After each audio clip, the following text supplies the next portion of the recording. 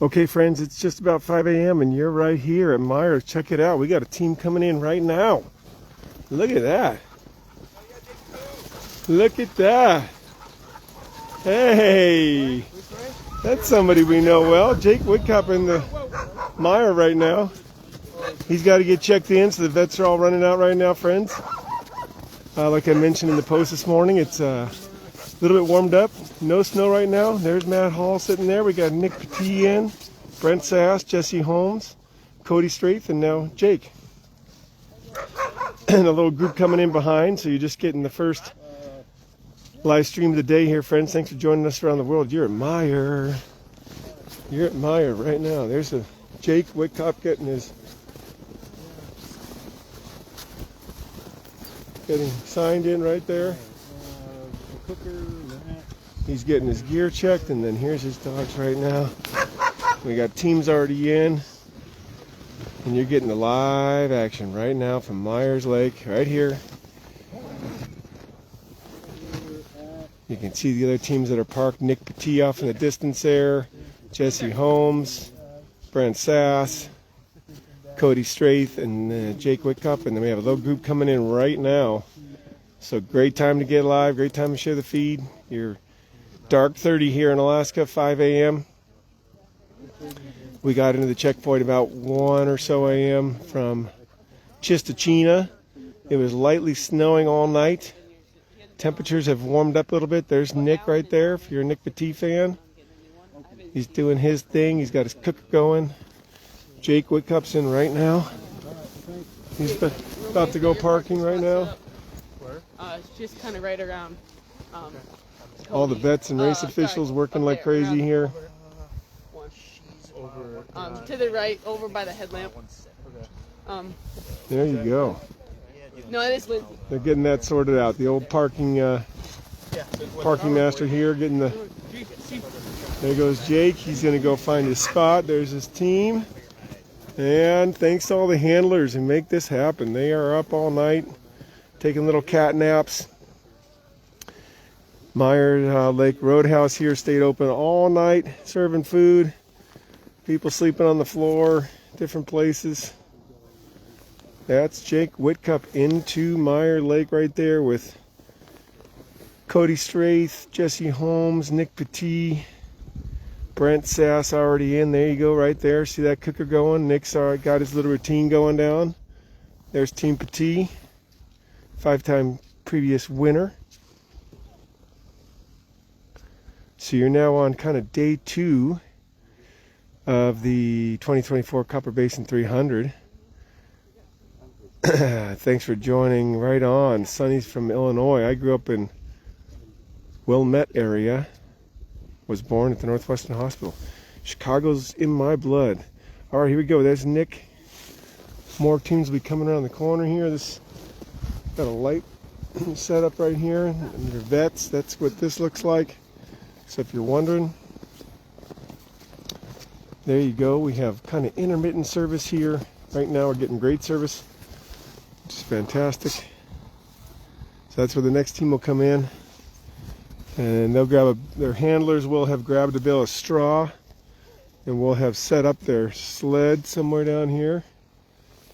See folks working away in the headlamp world there. That is in fact the frozen lake. So the trail does come right to the lake, and that's where the team's parked. There's Nick. He's got his cooker out there. See it glowing away right there, just making nice meals. These dogs are all bedded down in straw. I just rounded up using 4. So as a reminder, 18 total hours of rest. So when they come into the checkpoint, that time is recorded when they get here. And then if they're going to stay there 6, then they get their adjustment time. That's just the sights and sounds and look of dog team camping and equipment coming out. There's some pots coming out right there. Boil water, start making the soup for the dogs. Dogs always get at these places get a warm meal. They might be drinking cold water, and mushers actually train their dogs to do that. I talked to Some people about that today, trying to get their dogs to enjoy cold water. I remember years ago watching my first checkpoints thinking, do they always drink hot water, or what do dogs drink out here? But the mushers can melt snow easily, of course, because they have their cookers like this one right here. So let's get a look at the cooker. They carry plenty of fuel with them. You can see that thing cooking away, so they can always add more snow. They can always add if they need to melt snow, or they can walk up to the checkpoint and grab a jug or two of water. There's Nick working away.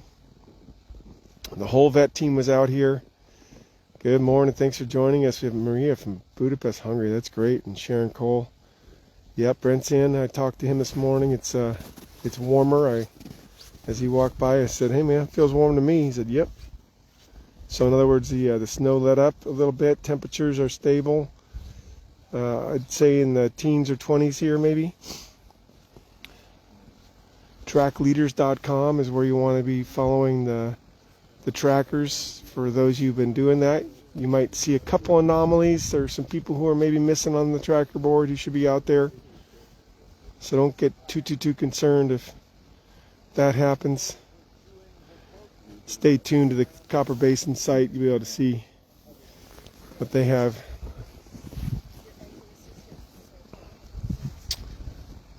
All right.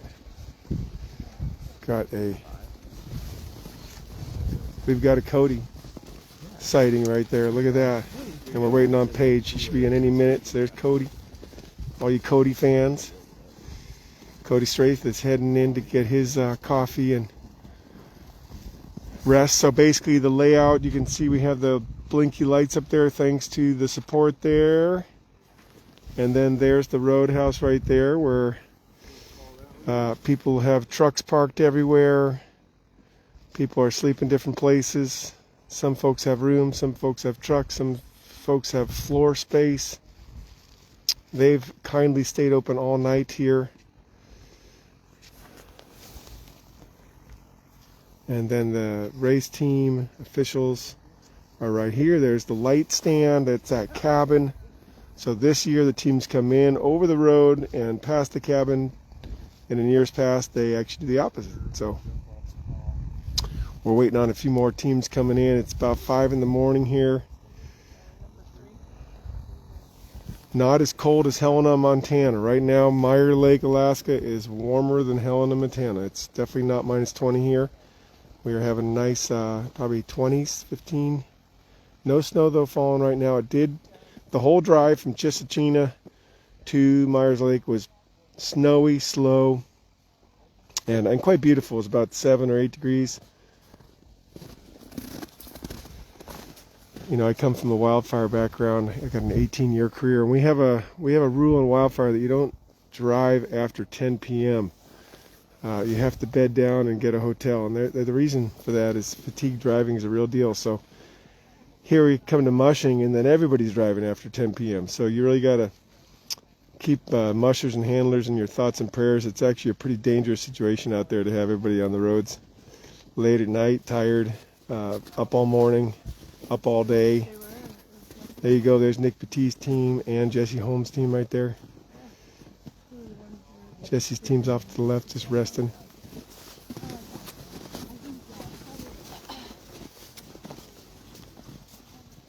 There we go. There's Nick.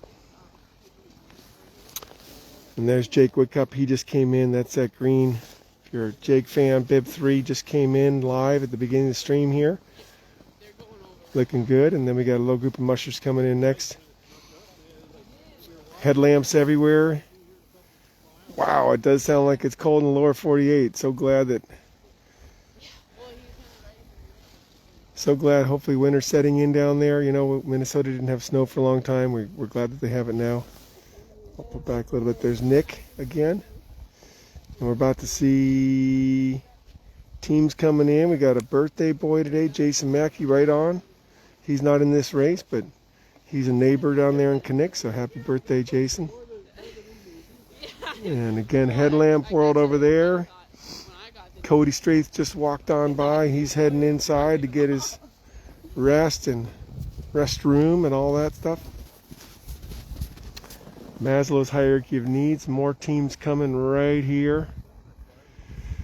Again, can you believe these race officials? They just keep giving it all throughout the night. Getting little cat naps. We're all getting little naps here and there where we can. An hour here, hour and a half there. Oh boy, let's see that. Kathy's saying -20 in Appleton, Wisconsin. Oh my gosh. Well, when I grew up in Chicago, I remember some of those wind chills were in the -50, 60. I remember going to church and walking across the parking lot and feeling that wind chill. And that's just down from Evanston. That's where I was born and raised, on the lake. So I'm a Midwesterner at heart, like a lot of folks. Look at that. Nice little scene here. So quiet at Meier. In case you're wondering what's going on out there, the top teams are in the Meier. It's quiet here.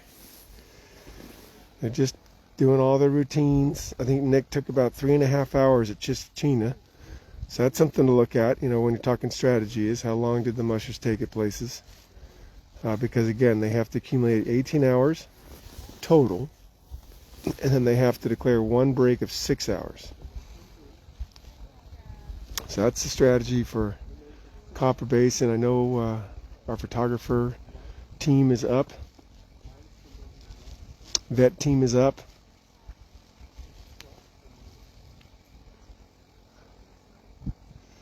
There's about 7 vets who just took a shift break and went inside a minute ago. How about that? There's a lot of veterinarians here. And again, whoever's got that cool blinky light truck out there, thank you. It's kind of like a plow truck that looks like a police truck, but anyway, it really helps because again, the highway's right there and the dog teams come across the highway. You can see it blinky right there. All the straw in the world for the dogs. Again, critical gear. And then the other critical gear is that the roadhouse stayed open. You could get dinner all night. You could get dessert all night. You could get anything you wanted. The staff, super nice. A lot of them commute up from Glen Allen, so the owners live up here. But a lot of the staff, we talked to some of them, of course, and it was Sean Underwood's birthday at midnight, so we celebrated that with a bowl of Paws clam chowder. Super good Paws clam chowder. If you've ever been to the Meier Roadhouse, you know. That's what you want to order here. Put some pepper on it, a couple slices of homemade toast. You got yourself a real nice comfort food there. We're all suffering a little bit of insomnia and deprivation and all the rest of it. Everything hurts. But when you get a bowl of clam chowder, boy, that is nice. And the staff is right there ready to go. So when mushers come in, they can go inside and get a full steak, burger, pasta, whatever. Right there, thanks to those kind people. Checkpoints really become like the lifeline. There's a little teeny gas station there, you can see. And then just past there are a bunch of different rooms. So usually mushers will reserve their room for the next race this year. So if you're planning on sponsoring a musher for 2025 Copper Basin, maybe get him a room here at the Roadhouse or somewhere and help him out. Yeah, that clam chowder's so good. Jeffrey knows. If you've been here, you know that this is a special little place there. We're waiting for more teams to come right down into that bright light. The highway is right above them. That's Road 4. In Alaska, we have just a few roads.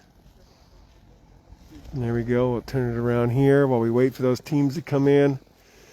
Again, thanks for joining us. Kel Casey, your host here on my 8th year of covering sled dog races. Got a little cat nap in there. Got a long drive. It was a long drive. I suffered on that drive. I was talking to my dog and opening the window. And thanks to Julie and the folks over at the Red Eagle Lodge in Chistochina. We got some great footage of the checkpoint up for you. Last night we had 22 teams come in 90 minutes after the first 3 teams came in. So 25 teams in about 97 minutes at Chistochina. That's such a great checkpoint for that. Lots of great volunteer and community moments yesterday. So thanks, Julie, for the chili and the soups and the bread. And and the warm stove and all the places for the vets to stay. That was awesome. Flew a little drone yesterday, so you can see that footage on YouTube. Some of it's on Facebook there too.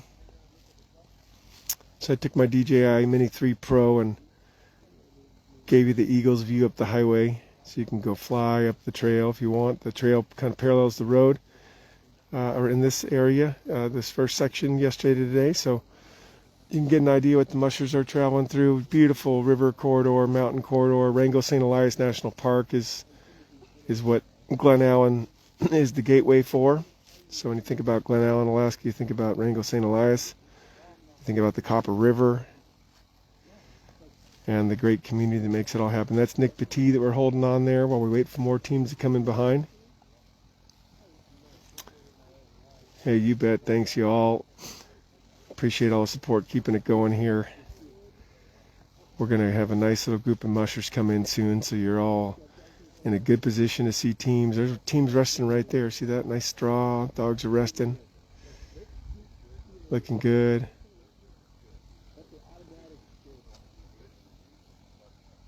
Yep, and then there's some, like, a couple of the mushers have their gear staged, so that's what it looks like when a handler's done a good job. They've got their pull behind sled, a couple snack bags, a rake, and then the bale of straw. So I believe Bib 21 Dale Seavey is going to be coming into this location at some point, a little bit later. And so they already have their parking control and location figured out. There you go, right there. Nick walking up and down. There's Jessie right there, so you see Jessie Holmes. You can hear his voice. You can tell the temperature usually when you keep an eye on the mushers. He's just getting his layer now. Morning, Jessie. Hey, how's it going? Hey, man, how's that temperature feeling? It's feeling nice. Yeah, I'm used to 20, 30 below, this winter, so. Yeah, well, nice that's what they're saying. The temperatures are in the lower 48, believe it or not. Oh, no way. Yeah, like right now, the crew here is saying hello to you, of course. Darn, I feel bad for y'all. We get a break and y'all get a taste of what we usually get. Yeah, exactly. So Jessie's in a familiar position here, first place coming in. Oh, I don't know how familiar I am with that. Not in this race for sure. Look at that. He's got a good smile. Did you get some soup at the... I did. I had clam chowder. Yes! Mo's a friend of mine, the owner's here. I've been friends with him for years. Oh, right on. The clam chowder is legendary. I just went off on it a little bit, and now you're backing me up. Unbelievable. And the rosemary bread. Right. I had to stop myself. I wanted to get biscuits and gravy after that. I was like, no, I'm going to go take a nap, and I'm going to have cobbler for breakfast. I'm doing my 6 here. Okay, you are. Yeah. And so do you tell I think it's a good place where the dogs can benefit from the rest. Yep. Yep. Do you tell them that? Because I know folks have been asking how the strategy works. Yeah, so we have to do a mandatory 6 out of our 18 hours total rest. And yep. You have to do your time differential, which is the difference, the 2-minute increments that we leave in. Yep. We have to make it up. So I started a little more towards the front 14, so I'll get 6 hours and 40 minutes. Okay. Okay. And that's a really good rest. It's a complete reset. Yep. Okay, basically. great. And hopefully it'll give me some speed and some, keep things going like they are all the way to the end. That'd be nice. Yeah. I mean, I'm not really in the lead, technically, if you figure them out. Right, because you have the time thing, right? Yeah, but I'm 2 minutes behind. Brent. Okay. He came in here 2 minutes behind me, but I'm actually going to be, once we do our differentials, 2 minutes behind him. But, right on, brother. It depends on where he does it and if he loses any speed going there. So there's a lot of variables. So yep. We're just having fun. We don't not really hung up on racing this to win. We're keeping Iditarod in focus, and right. I've been really pretty darn conservative the whole way so far. So. Well, it's good to see you back out here, man. It's a good feeling to know I can stick to my guns, because I was like, yeah, if you place good in this race because you were conservative, that's wonderful. Right. If you place good in this race because you're concerned with you placing good in this race, then, that's not really what I'm here to do. I'm here to set myself up for a killer race in March. Right on. Well, you got Lee Cross saying, go Jessie Holmes. You got, of course, all the fans out there. Prayers for you from Aaron. and on and on. Of course, Northern Wolf Huskies. Tell Jessie I said hi. Thank you. I appreciate it. Watching from Atlanta. Good morning from Oregon. I'm so happy Kel's doing this. This is awesome. It's so awesome for the sport, and I'm really glad that everybody gets to see what it's like out here. The can't stop, won't stop. Team can't stop. Maybe we'll see you at the next checkpoint. Right on. Thanks, brother. All right. Thanks, buddy. Fist bump for Jessie. Here's another team in. Look at that. That's how it works. Yeah, there's Paige right there. Look at that. We'll get on a knee. And thanks, Jess. So Jessie's just explained to you how the time differential works there, friends. That was a really cool interview. Jessie Holmes. There's Paige coming in right now for all you Squid Acres fans. Look at that. Nice parking job. And so Jessie has declared that he's going to take his 6 here. And because of his start time, and his bib number, then he adds 40 minutes. So he'll take 6 hours, 40 minutes, and then he'll be cleaned up. He'll be, that box will be checked. Whether Brent takes his or not is up to Brent. So he might say he is, and then he might not. And then that's, you have, for those of you who have tracked distance racing for a while, that's a big part of it. So right now, the lead is real tight. Somebody just asked, it's probably a couple minutes between Brent and Jessie, and Nick is right in there too. So the time should start getting adjusted here as people declare. But that was a really great interview there. There's Nick right there. We'll zoom back to him. Really appreciate Jessie giving us a few minutes. Yeah, that was nice, guys. Jessie and I go way back. I haven't spent much time with him on the trail over the last few years. I've been missing that. We always have good conversations out on the trail, and it's good to see him sticking to his plan. Of course, he has his eyes set on Iditarod, so this is a great training run for Iditarod. It's a great setup. There's his team right there, bedded down. Look at all that straw. He's got a nice smaller sled. We've been talking about sled sizes these days after the Knick 200, because Emily Robinson famously last week won the Knick 200 2024 edition with a Danler sprint sled, more of a sprint sled, as opposed to a big long distance sled with the double system, which is what Nick has right there. And so looking at that, Jessie's got a simpler sled right there, and then Brent Sass is out here over there, and actually he brought a Danler on this run of the 2024 Copper Basin 300. So you now have a little bit of a strategy and tactic, right? Well, change, maybe you lighten up the weight, maybe take a note out of Emily's page. When you get beat by a 16-year-old, you start maybe taking some notes and then looking at what you can adjust and what you can change. And that's a neat thing. There's some headlamps helping us see some dogs over there. Paige is in, Paige Drobny looking good. Cody's already inside, hopefully having some clam chowder.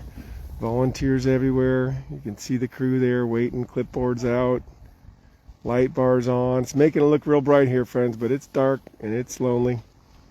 It's Meier Lake. It's just what it is. People doing their duty and staying tuned. If you're just joining us, you're at Meier Lake Checkpoint with Gil Casey here.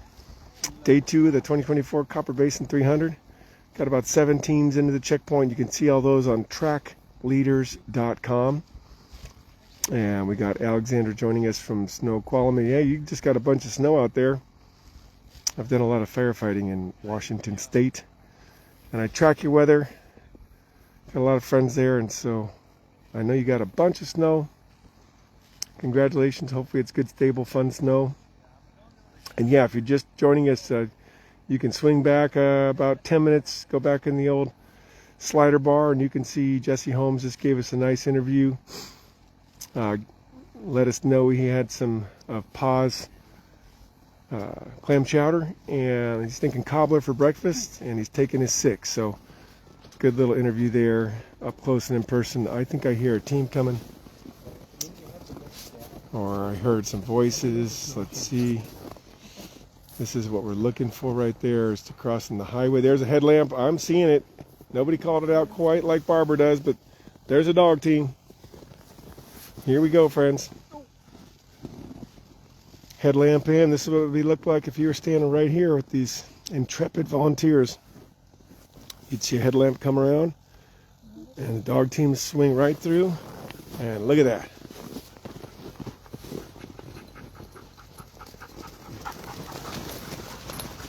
Look at that. How great. 17. Look at that. How great. I check it in right now. Remember, you got to sign for your time. This is very official. This is where it gets real in here. Yeah.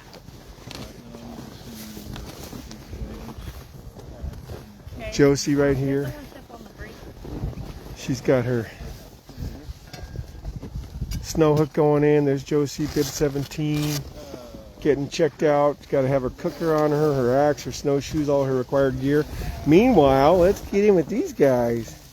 Hi. Good morning. How was that run? How was that run? Was that just so awesome?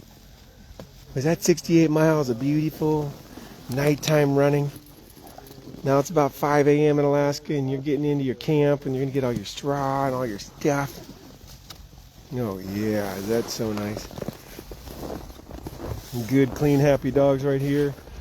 Look at the wheel dogs. Oh, isn't that the best?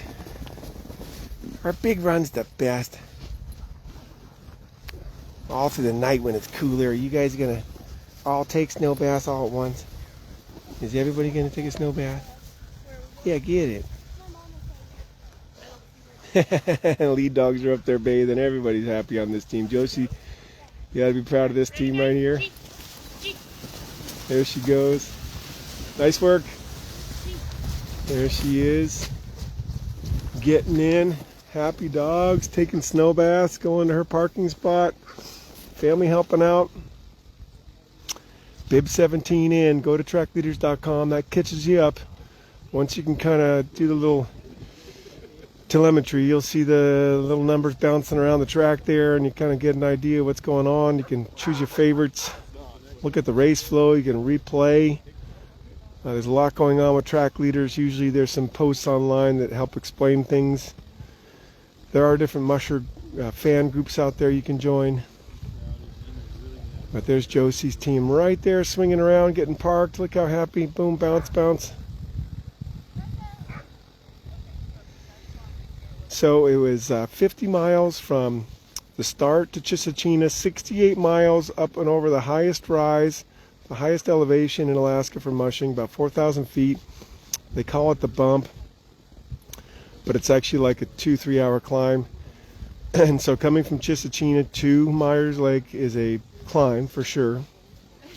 And then now from here they'll rest, and then they'll head to Sourdough, which is a Bureau of Land Management campsite for about a little less than 40 miles from here. And that's where wall tents are set up. There's no restaurant there, or gas station, or what have you. And so that'll be our next little stop. But remember, if you're following a musher and they come in here, like Josi just did, then you've got the amount of time they're going to rest here. So let's say it's 5:15 in the morning and you're a fan of bib number 17 and you're thinking, okay, is she going to do her 6 here? Well, if she does her 6 here, that puts her to about 11 a.m. plus time differential, so maybe more closer to noon. So then there you go. If you're a bib 17 fan, you're going to be hanging out here till about noon. And then you got to jump in your rig once she leaves, and then drive on around and get reset back up, and on and on. That's how it goes for everybody here. Super cool to have you with us. Really grateful to be able to share this footage. I'm working off my brand new Samsung 23 phone I bought this summer up in Fairbanks. I had a media friend from Anchorage come out and film a fuel break that we were making. I do a lot of wildfire work, as you all know, and he said, you're going to want this camera. You're going to want this Samsung 23, and I went ahead and took his advice and bought it. And I think we're all enjoying this big lens here. I think we got another team coming in right now. Yep, here it comes. I'm gonna get, look at that.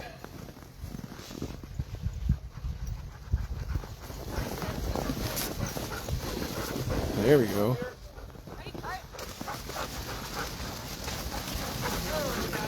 Is that Elke? Bib 20 here. Look at that. Getting all checked in. Exciting race action, friends. If you know somebody who loves working sled dogs, get them. Get them this feed. Share it to your page. You know, for people who are interested in volunteering, they can see what it looks like right now. A junior musher who's interested in distance mushing, they can learn the process here. There's Matt holding on for Elke. Look at that, and let's look at the dogs. Hi guys. How was your run? How was that run? How was that run? How was that run? Dogs are looking around. They're going to be ready to start their routine again. They all know the routine. They all know what's coming. They all know it's straw, water, booties, massage, love, food, snacks, stories, friends. Yeah. Dogs love their routine, friends. You just keep them in the routine and then they feel invincible. That's a principle of working with animals. Don't make them wonder and guess. Be consistent. Prioritize their needs. Yeah, they got a little, sometimes they can get a little tug line tangle like right there. Yeah, look at you. Look at you. There's Lucky right there. Gonna untangle right there. Little snow bath. Gonna get him. See, get the little tugs all rearranged there. What a great shot. Thanks for staying with us, friends. It's 5 in the morning in Alaska and it's just absolutely gorgeous. So good to have everybody back together. That was quite the night of driving around, and I bet it was quite the night mushing too. There we go. Hi wheel dogs. Hi wheel dogs. Yeah. Hi big happy wheel dog. Looking right down that trail. Look at these two looking right. Hey, where's our camp spot? Where's our camp spot? Let's go to our camp spot. There we go. They're going to start taking a little G. There we go. Look at that. Going to go to their camp spot. Pulling like crazy to get there. Isn't that fun? They just get so excited about every little thing, you know. To a dog, every little thing's a big thing. That's what I love about dogs. They have so much time to just live in the present. Everything to them is a big deal, and we make it a big deal. Next team will be coming around that corner right there. I'll go ahead and swing the corner camera back. You can look at Elke Hall right there coming in. Happy dogs. Bib 17 just came in before her. Paige came in before that. So we've got 3 women back to back to back just into the checkpoint at Meier Lake, Headlamp World down there as they work to get the dogs all comfortable, and the vets come in and help do all the vet checks. You wouldn't believe how much veterinarian support that there is here. These dogs get all looked at, worked on, talked about, hearts checked, stethoscopes out. These are real professional race veterinarians. They've all got a lot of experience, or they're learning on the job, which is one of the best ways to learn. I'm a huge fan of on-the-job training. In my 20-year wildfire career, I think that is where I had my seriously biggest growth, was being given an opportunity to do something on the job and learn. And so the vet team and the volunteer team, there you go, down there with Paige, Josi, and Elke, just all came in. Jake Witkop before that, and then you had Jessie Holmes. So Jessie's team is right there with the orange coat. You can see that orange sled, that's Jessie Holmes. Then Nick Petit's team right there. And then you have Cody Strathe, Matt Hall, and Brent Sass down there. So they're all bedded down. That's why there's fewer headlamps. They're kind of in let the dog sleep mode, right? So I don't walk over there with a big headlamp and blow them up. We just show you a distance spot. Actually, Nick, when I chased him around his victorious 2018 mushing season where he won every race in Alaska, he taught me a lot about kind of live stream etiquette around dog teams of his caliber that That's why I'm standing a bit away, giving you the commentary, but not right up there with them. Those dogs only have so many hours that they can sleep, and so they should be given every opportunity and not have extra headlamps or extra conversation. And Nick will just tell you, hey, be quiet around my girls. And I appreciated that back in the day, because I wanted to be a good live streamer, not a okay live streamer. I want to be the best live streamer. So you got to learn. Here comes a snow machine coming in. This will help us light up the place a little bit. Race volunteers out again, intrepid, working, getting trail in, checked, moving things around. I mean, it's just unbelievable what they do around here. How many people help out. This is the 35th running of the Copper Basin 300. So you think about what it takes to keep an organization healthy and dynamic. It takes a lot of volunteer hours. It also takes people going to the Copper Basin store. So cb300.com, pick up a mug, and it'll be shipped to your house, and then those proceeds will actually go to benefit the late Honorary Musher, Tim's wife, partner. So it takes everybody. Meier checkpoint, look at that. Boom. And I'll bet you Elke's thinking about that wonderful clam chowder that she's about to have later here in a bit when she gets all settled down. So it's always dogs first, mushers second. They can always pull out a power bar and something and shove it in their mouth, but the dogs need 100% attention. They got to come first always. If it's a qualifier and this is your first kind of real long 300-mile race and you're trying to qualify for Iditarod, then you have to do more on your own. If you've been through it and you're a veteran, you can have a little more help from your handler. So it's kind of a neat system here in Alaska where you really get to train yourself, push yourself when you're new, as you should. You should demonstrate to everybody you can do it. There's our guy again. But then once you've done it, you can get a little more help, and then you've also earned that right. You've shown you can do it. Making the trail a little bit better in here. That's what's going on right now, or like a little bit of on-the-job grooming here, right by the little checkpoint. So you recall on last year the teams would have left here, heading that direction right there, and this year they're coming in. So the race has turned the different direction. They call this the OG, the original favorite direction. Glen Allen to Chisatina to Meier to Sourdough and over to Lake Louise, Tulsana and back. Whereas the year that I came, it started the other way, and so everything's opposite. It's pretty neat though. You talk to the mushers, they like how it changes. Certainly made yesterday amazing at Chisatina. Having all those teams pile in on that live feed during the daylight, where you all could be there online. That's already on YouTube. I got that right up to YouTube. I use my hotspot to do that. Sit in my truck. Ziggy helps out. Here we go. Got a nice little track in here. So they're calling in. Remember we saw the people calling in the times. Remember the mission control. So that's what's going on here. They'll call into the race center. We have volunteers sitting in Glen Allen, wide awake, waiting for these calls, waiting for the numbers. Here we go. Darlene says, good morning, Alaska from Tennessee. Right on. I got a good friend out there, Josh Fain from Chattanooga. Can't wait to go out and see Chattanooga. I got another great friend, Sean Barna in Nashville. He's a musician. Go figure. He finally made it to Nashville. So Tennessee's on my mind.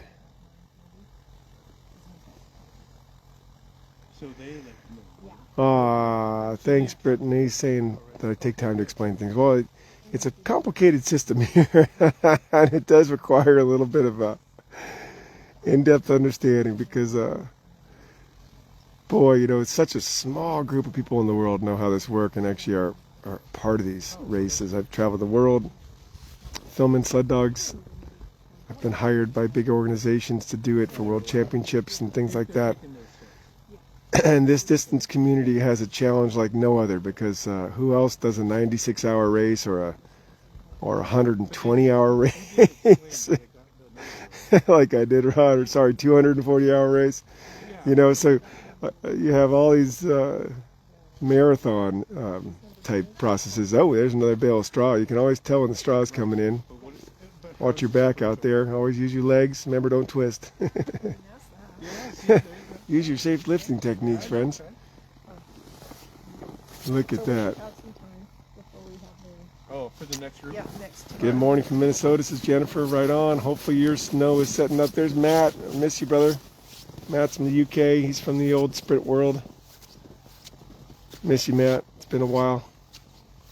I haven't been over to Europe and to an event in a long time. I used to be co-captain for Team USA. And I raced in every Nordic event in the 2013 World Championships. That included the 1 and 2 dog ski juror, 1 dog pulka, the Team USA relay where we got just edged out by Sweden. We almost had a medal there. I was running the Mighty Quinn and Poppy in those days. And that's all documented in Dog Power Movie. You can check it out for free. Learn about sprint dogs, learn about adaptive mushing and dry land mushing and all the popular ways people around the world who don't have a bunch of dogs still participate and have a great relationship. Dog Power Movie, what a fun story. Still makes me cry. I was the co-director, but my man Jordan Chevenet did all the editing, and boy, he really made an emotional piece. So if you need something to ever lift you up, inspire you, go there. It's free. There's Nick right there, our 5-time champion. He's talking to his handler. He's got some strategy. We had an interview with Jessie Holmes earlier, so if you rewind about 15 minutes, you'll have Jessie in there. Look at how deep the snow is here at places. These guys were just punching through. I punched through a minute ago too.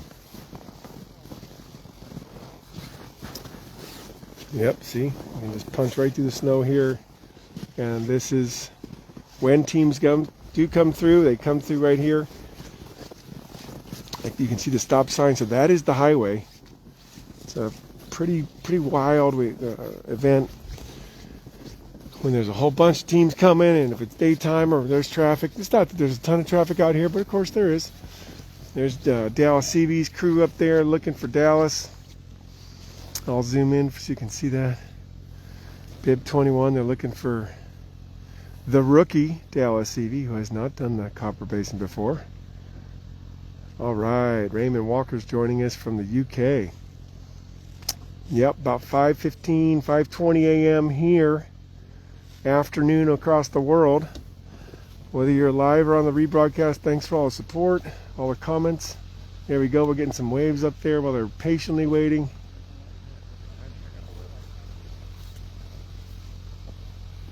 Are we on? Not yet. Not yet. Who's coming in? Nobody's coming in. How about that? Is nobody okay? Well, I've been patiently waiting since the race started for the next thing to happen. Yeah. Patiently. All we do is wait. That's what mushing's about, and then we try to bring the exciting stuff to our audience. So here's what it'd be looking like if you were... Oh, there we're back. Okay. We were praying to the connectivity gods. We learned you can't go past the cabin right there, or else you run out of service. So I'm backing up here to where that sweet spot was with the 1 foot in the air. You know how that goes? 1 foot in the air, try to get the perfect data plan here so you can get the service.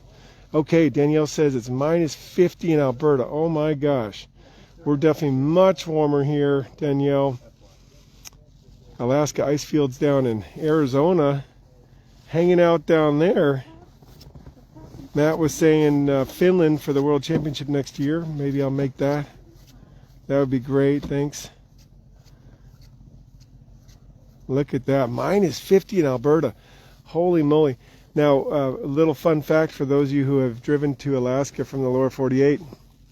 If you have, throw a comment in. But if you have, you've also probably driven through Grand Prairie, Alberta. Home to many mushers and home to the biggest recreation center I've ever been to in my entire life. Grand Prairie, Alberta has a massive pool system. Okay, we're going to swing back around to Team Petit right there. And parked Team World, there's a sled of gear. We've talked about anytime you see a white bag, that's usually got snacks, booties, all sorts of things for dogs, backup things for mushers, maybe another set of gloves, more hand warmers, fuel for the stoves.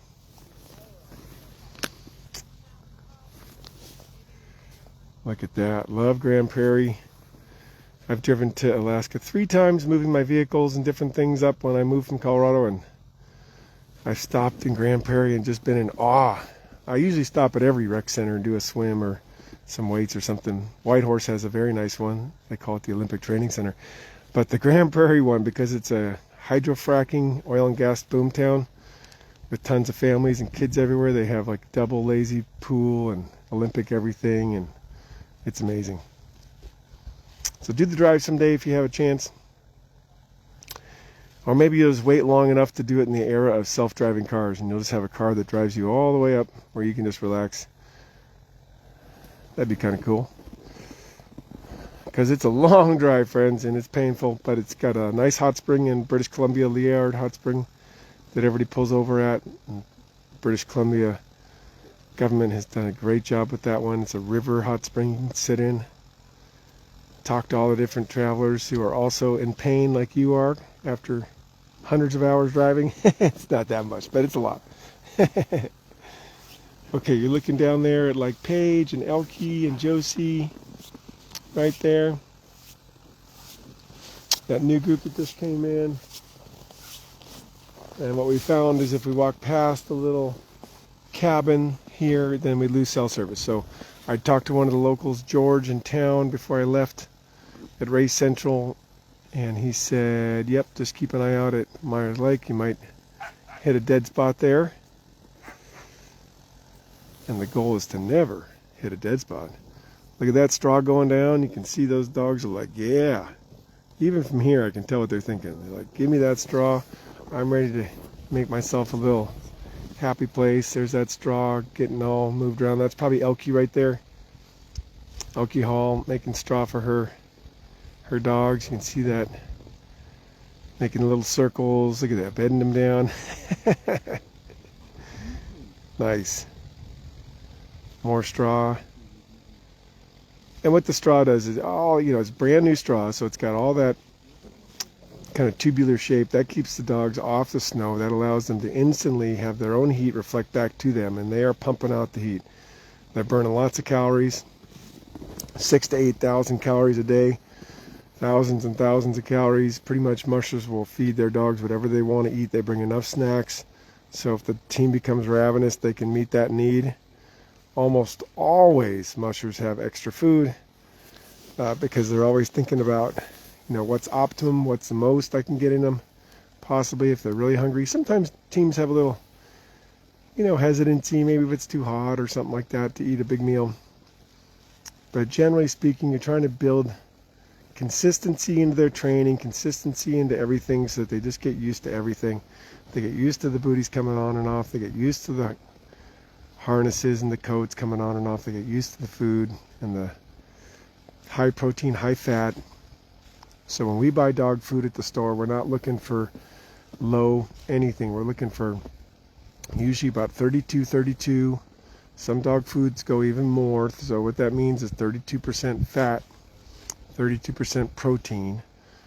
And these little dog bodies with all those red blood cells and mitochondria, and the way that they're bred, they are just able to turn that fat and protein into so much power.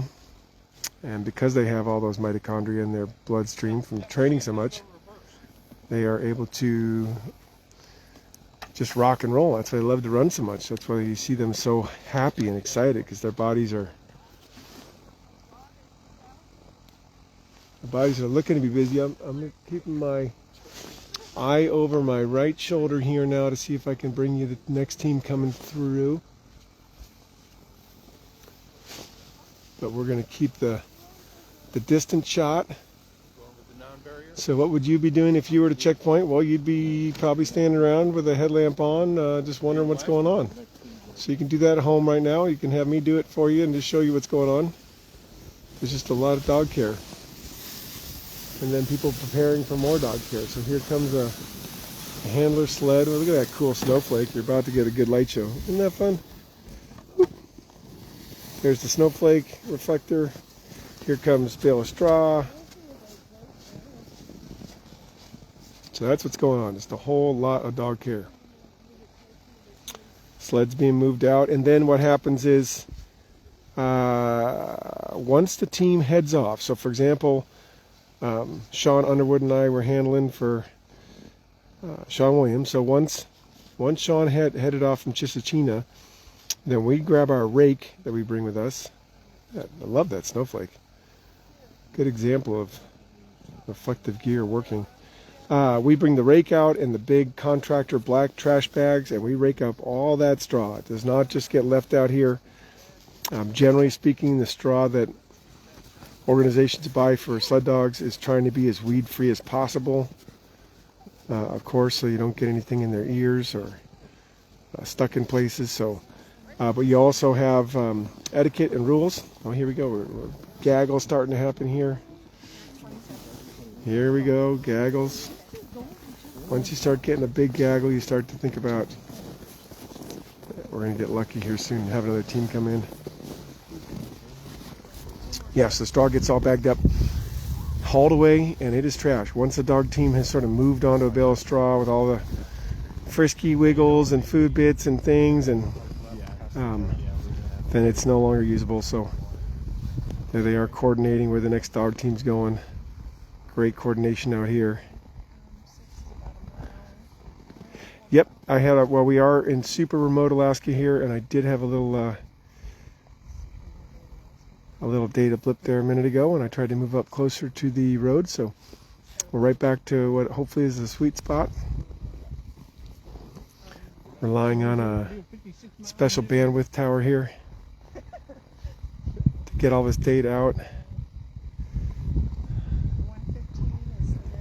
There we go. Yep. And so I've also been on Iditarod, where we gather up all the straw, put it into sleds, and pull it down to the river, and then burn it at the end of the checkpoint. So I've seen that before. In 2019, I snow machined all the way to Nome with Andy Pohl. We went 1,000 miles with the teams.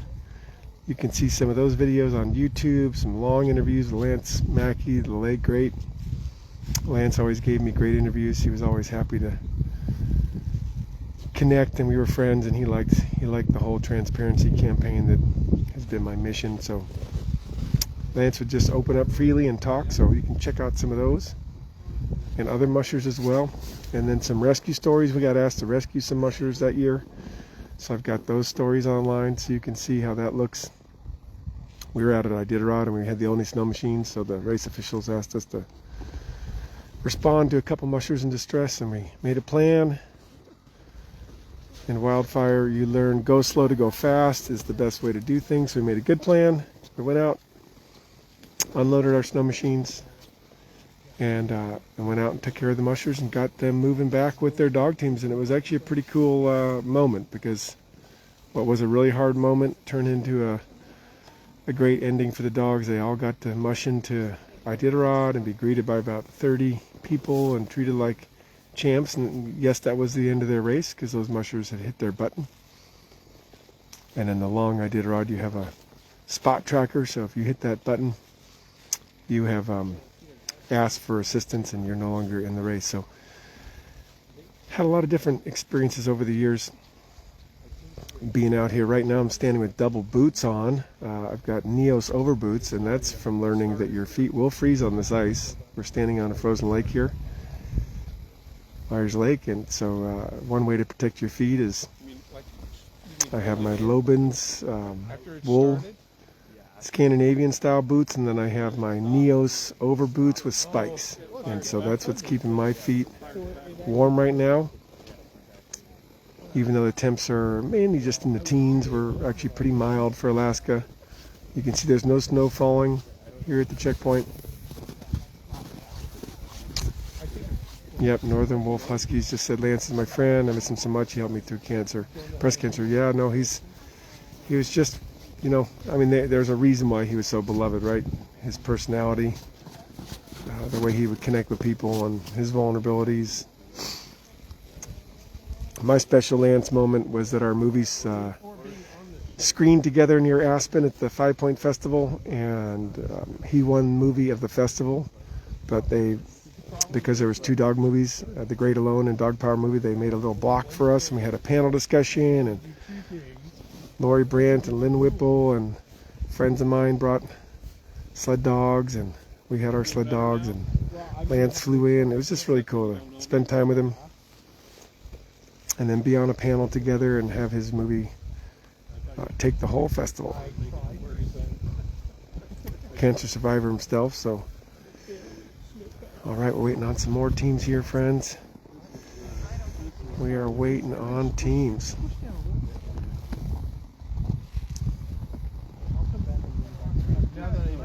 People just yearning down the trail. It's about 2.5 hours from the river to the lake. So if you're looking at your trackleaders.com, you can actually see the geographic features. You can see the river.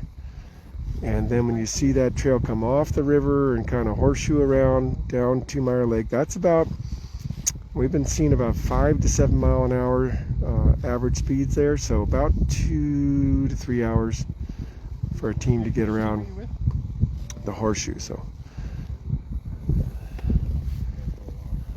looking up where the next team will come in, you can hear them all strategizing here. Again, Pa's famous clam chowder's right in there. Oh boy, I had my bull at 1 in the morning. Right there. How many times? I bet that's Brent's orange coat inside there. I bet he just hammered some down.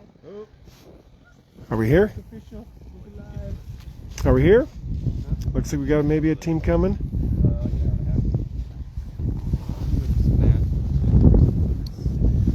Let's get in position here. If we are, we want to be able to give you the best shot. So, no? Oh, false alarm. Look at that, false alarm. That's what happens. Day in the life. So close.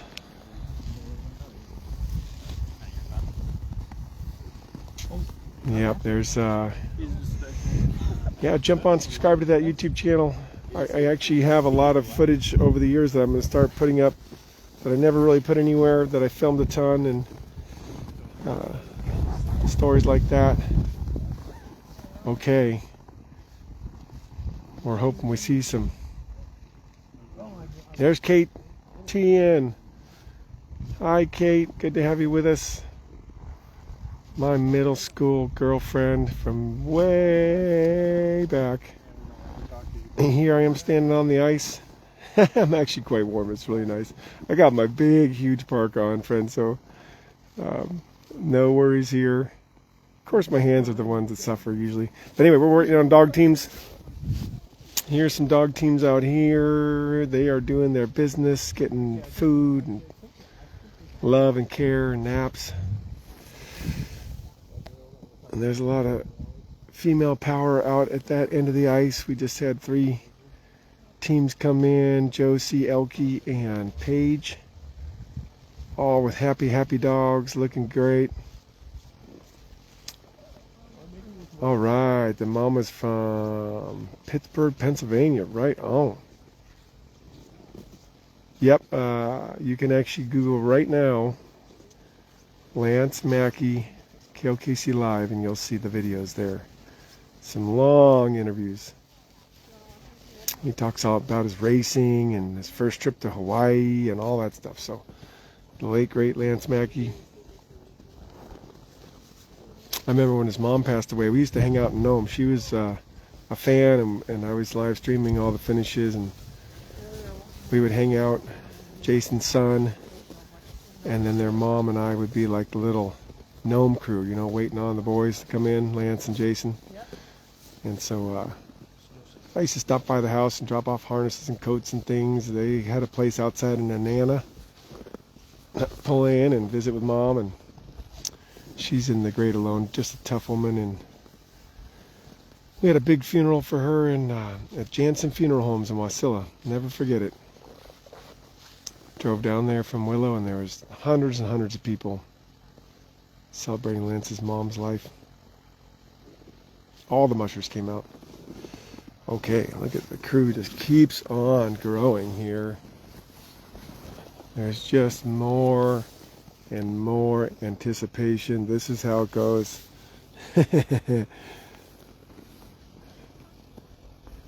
We all want those teams to get in safely. These are either handlers or race officials just doing what we're doing.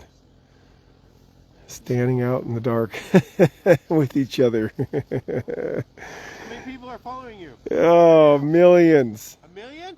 A million. Get out of here. At least. Get out of here. Yeah, look at that. We got folks right here from the southwest. Look at that. Lee's from southwest of Pittsburgh right now waiting with us for the next team. We're in the waiting game, friends. That's how it goes here. Good morning, Bonnie. Right on. It's fun when my friends from my previous lives tune in and they kind of wonder what my world's all about. My world's a little weird, people. I live most of the year in Alaska. I live some of the year in Colorado, and I used to live a lot of my year on the fire line. Hundreds of days, a summer sometimes, and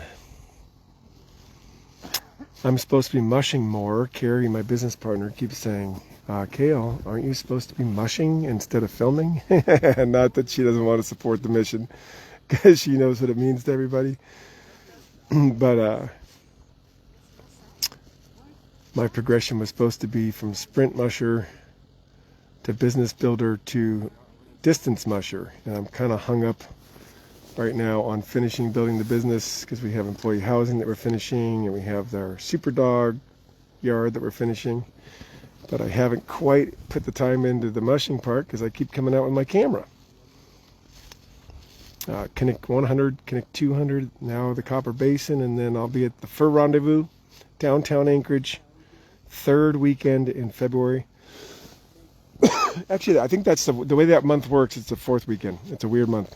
It's a leap year. In case you're not tracking, there's going to be 29 days in February this year. And the Fur Rendezvous is a super fun 3-day race in Anchorage a week before Iditarod. It predates Iditarod by about 40 years. So the original great race in Alaska was a couple. It was the Fur Rendezvous in Anchorage and the Open North American up in Fairbanks.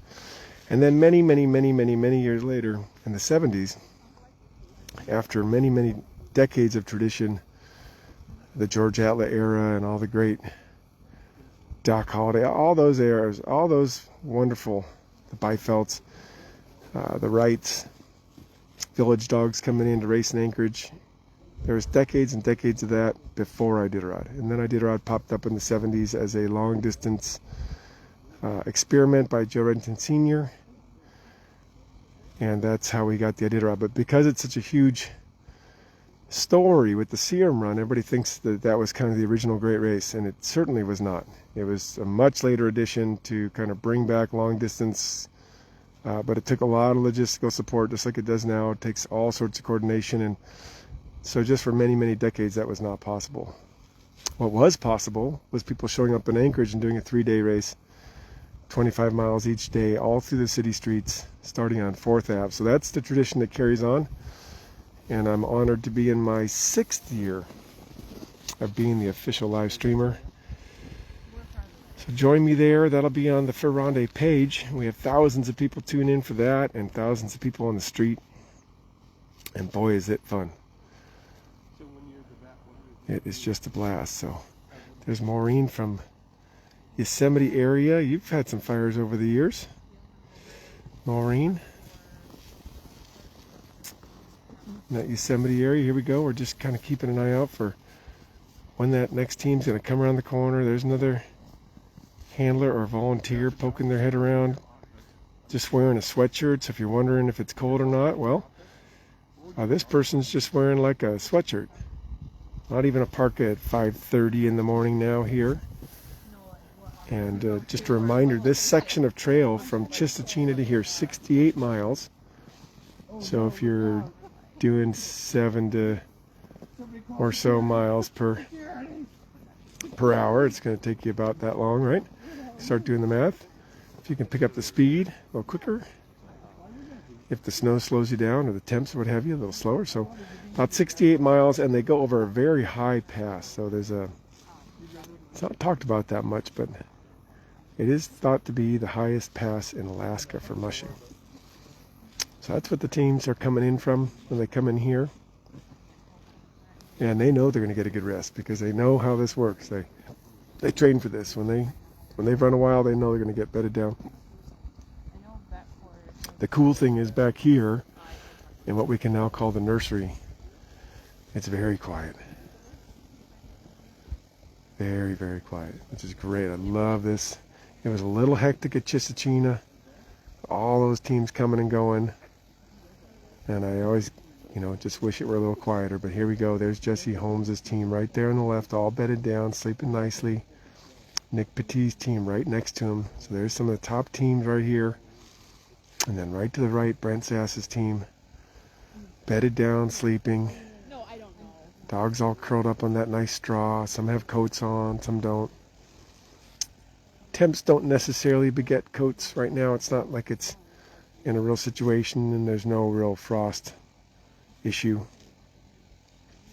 Coats can help protect the genital area, and they definitely can keep that icy cold wind off. What's almost becoming more of a problem here these days since I've been doing this is the warmth, and we're not too worried about that right now, but in March when Iditarod comes around, boy, there can be some warm days when that Arctic sunshine comes out, and those dogs can get too warm. So we do like cold temps. They are acclimatized. At home they have their houses. Look at that, Nick's just sitting there, or his handler's just sitting there contemplating life and thinking about how lucky we are to be back at the Copper Basin. It only happens once a year, friends. Quite the start yesterday. That was radical. Hundreds and hundreds of people in Glen Allen, Alaska. School kids. Okay, right on. There's Meredith Giles watching Nick's. Look at that. Let's go ahead and... That could be like a nice sculpture or a nice art piece. Let's zoom in there. Right like that. See? Nice framing. Waiting for Godot. Waiting for Nick. And letting the dogs rest. So those dogs have already gotten a great meal, good water. Mushers will use liniment, oil, different things, shoulder rub, paw rub. So they'll check and make sure that there's no fissures in the paws or something that came up. Sometimes snow can sneak into a booty and get packed in there a little bit and cause an issue or something else. And so you always want to, the mushers are so used to scanning their dogs, and then of course the whole vet team does too. So there you go. There's Catherine saying thanks. Yeah, you bet. What a cool shot, eh? The vigil. Sitting on a bucket on a frozen lake at 5:30 in the morning on a Sunday in January. That's what we do out here, friends. And we love it. And we love it. You can see this. A team's going to be parking there and a team's going to be parking there. So at some point we're going to have... In fact, you can tell how that's going to throw a little disruption in the old nursery here. And that just happens. So you can't control everything. But boy, it is nice when things are chill. Hey, has that guy got his head up? Should we look at him? Oh, yeah. Okay, you're resting. They're resting. Jessie Holmes dogs. Life below zero. The vigil's on, friends. The vigil is on.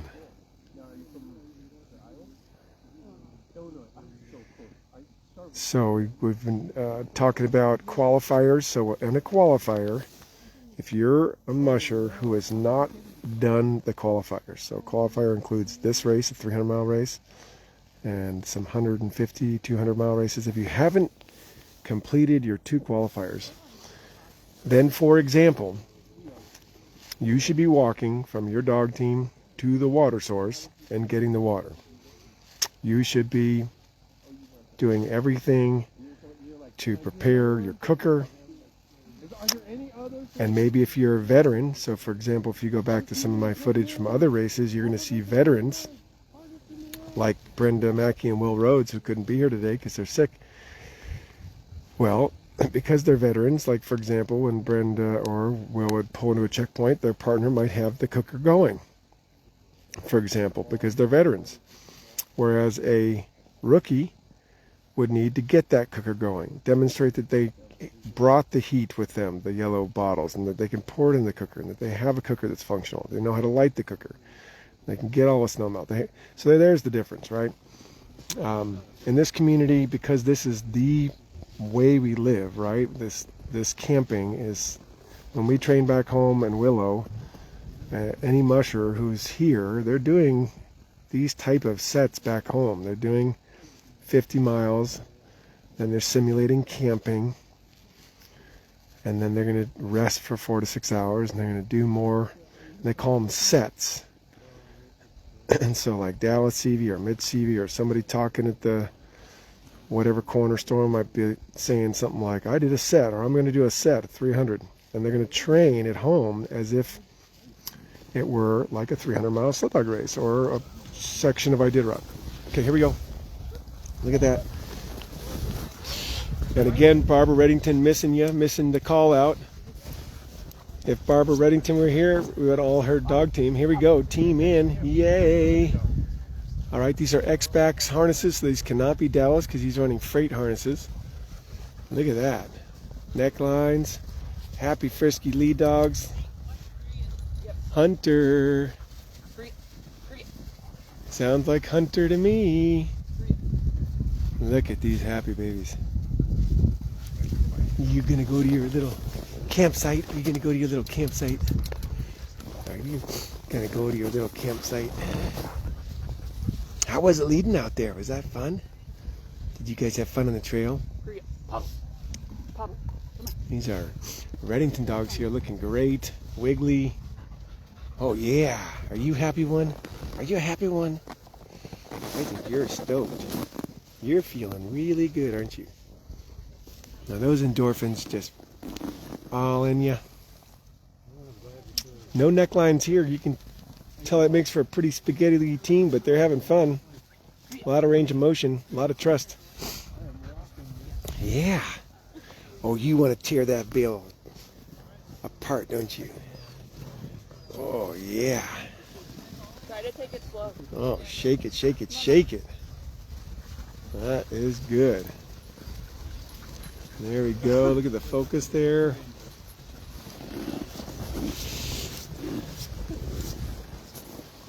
Look at those dogs. Beautiful. It's not Hunter at all. Beautiful dogs, man. I want to be them right now. I want to feel like they do. Do you? They just had a great 68-mile run. Probably with a nice snack break about 4.5 hours in. That's typically how these mushers do it. They break the run of 68 miles into probably 4.5 hours. Here we go. Whoop. Hook going down, hook going down. There's the hook in, there's the race officials. Let's take a look at these guys. Hey! Hey! Hey! Hey! Oh, you coming over to say hi? You come over to say hi? Well, that was nice of you. Oh, you want that straw, don't you? Oh, yeah.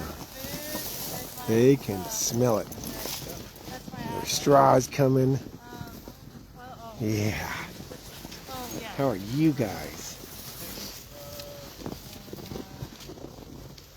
Are you doing well? Look at how lean and beautiful these guys are. Yeah. Got the handler up there helping out, so that's where the handler's going to come in. That's why it's important to be there.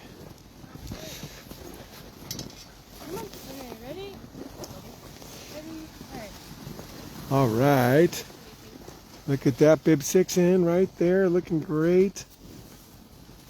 That nice cold smoke right behind the hood there. Yep, we have Jesse's taking his 6 here. Got a nice interview with Jesse earlier. He is taking his 6.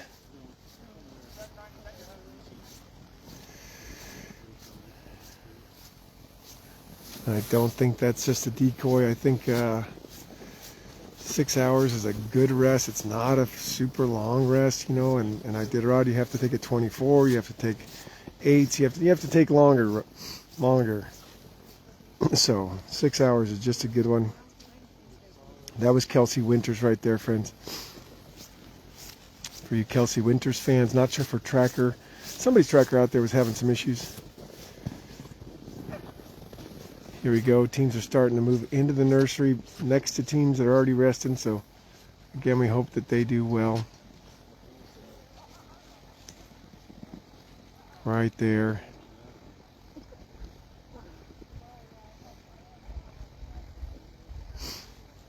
Yep, everybody's looking to find out what happened overnight. Remember, your best bet for just folks who are away or maybe not quite right here yet is going to be trackleaders.com.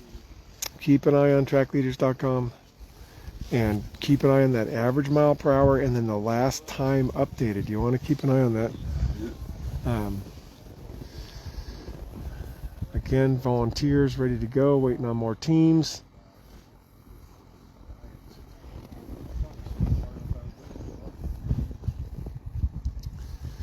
Look at that. All right, Amy Lynn's a fan. That's cool.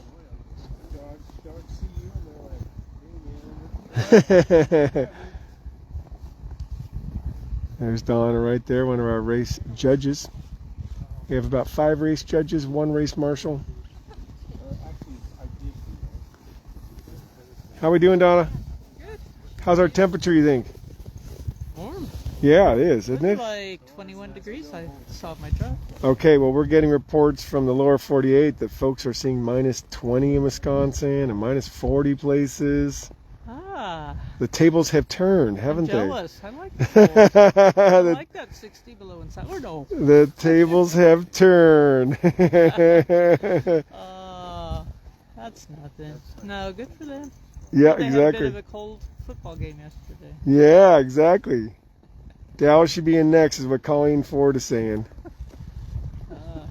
Everybody helps me out here, Donna, because I can't be online and be online, right? Although people think I probably have a jumbotron here, like this is some sort of, it's a miracle. Oh, wouldn't that be great? I know, exactly. Just watch the big jumbotron. Just watch the jumbotron. Just stand right out here.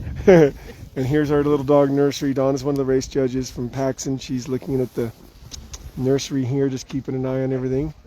Race judges have a specific role to do. Boy, we come a long ways. What's that? Yeah, exactly. From the old days. Yeah, exactly. When the Musher's here, when they're here. Right, yeah. Back in the old days, the no trackers, right? No trackers, and you'd wait at a checkpoint or a finish line, sometimes for hours. Just not knowing, right? Not knowing. You may, if you're handling, your musher may say, okay, I'm going to take so many hours and I'm going to go straight through, but then they decided maybe they rest 4 hours, but you'd never do that. Right.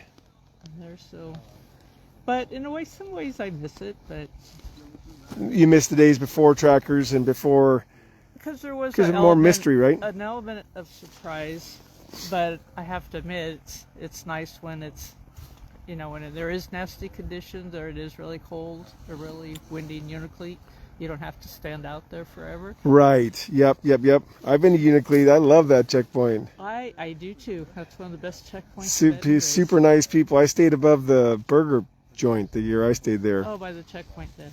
Yeah, and then I would go down to the river and I watch people deliriously tired. You could see their eyes spinning, right? Because by then it's day 7. I remember seeing my friends. I'm like, I think you lost your mind. Oh, it's day 7. That's right. You haven't slept. Until you've been to Uniclete, you have not been to Uniclete. Yeah, no, Uniclete I've been a couple times, but. And I love it, the regalia. People wear all their beautiful furs, and then they call out for the dogs, right? Right. I really love that. And you get some beautiful days. You can have one nasty night of wind, and then the next day it'll just be beautiful, sunny, and calm. Right on. Hey, Sherry says, Sherry Ferguson DeCourcy. Hi, Donna. Hi, Sherry. There we go. Yeah, I think of course, you have fans all over the place here, and there's a whole conversation going on. There we go, Cindy Weech. And you know what's cool is we have a gal there watching Jessie's team, and her mom's online watching. Isn't that fun? Cool. So you've got the vigil right there, the bucket vigil. Oh, yeah. The glamorous handler job of sitting on a bucket for hours while your body slowly starts to get cold from lack of... You know, I always have a warm spot in my heart for handlers because I've been there before. So I have shout out to all the handlers. Yeah, it's exactly. It's not an easy job. They work hard and they're very necessary. Bonnie Foster says, tell Donna hi from me too. Hey, Bonnie. Yep. Bonnie in Tennessee. Bonnie, she's been all around. Let's see, is she down there right now? I believe And then so. Torgen's joining us from Norway. We have our Norwegian fans on. It's afternoon in Norway now, right? All right. For sure. And all my friends over there in Norway, Mushers. Refresh the page. Okay, we might be having a little bit of a data link here. Let me go ahead and spin it this way. Let's see if we'll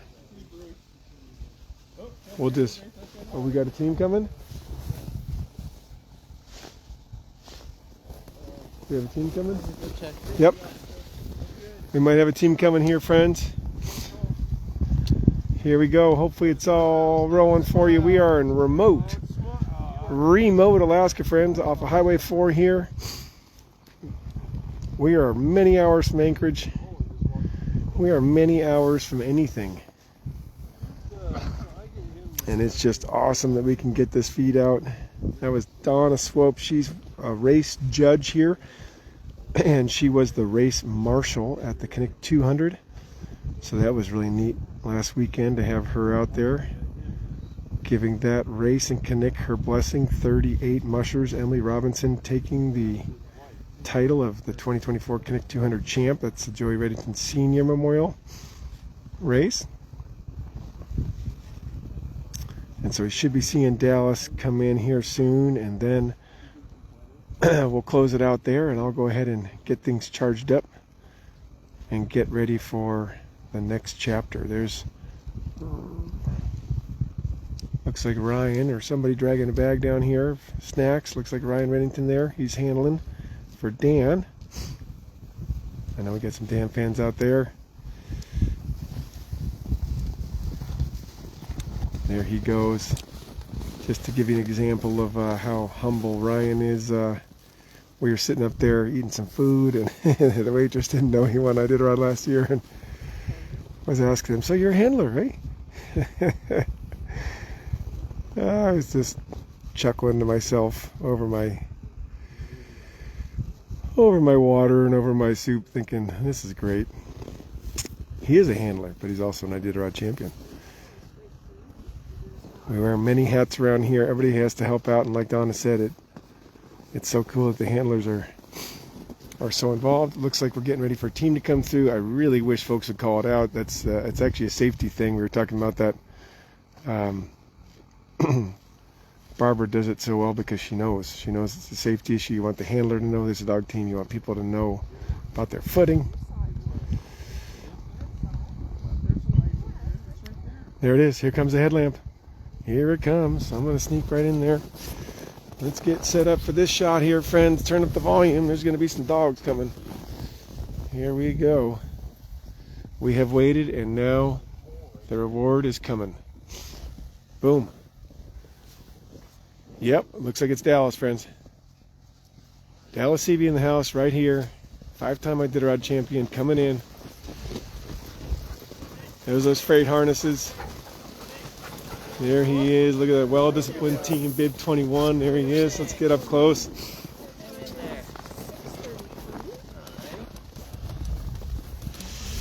There's Dale signing in. I'm sure folks will ask if he's going to take his time here. Brent made it in a while back. He's doing his gear check right now. Easy. Hold on 1 second, guys. We're just checking gear. Stand on my brake for me a second. He's talking to the dogs, saying, "Hey guys, give me 1 minute." They know the routine. This is a so he's got to check his booties. He's got to check his gear, cooker X. Right beneath them. All right. Yep. Right here. This is what's known as the gear check, and then the vet book. There you go. All right. That's it. There's the drill. Stay in the whole 6. Okay. Yep. So he just said he is staying the 6. We'll see. There he is. Ready? Nice job. Dallas is into the checkpoint. He said he's taking his 6, and look at that. His handlers get him right into that parking chute we've been looking at. That is neat. You got to see that. There, he's going to swing that sled around. Good, because he wants to get him lined up. He knows better. That was a pretty cool move, actually. So, playing that rewind real quick, you could see that he knew that he wanted his sled next to where his handlers put all of his gear there. And that yellow rake is part of his gear set. And so he swung that sled around, had the snow hook in his left hand, and got it lined out.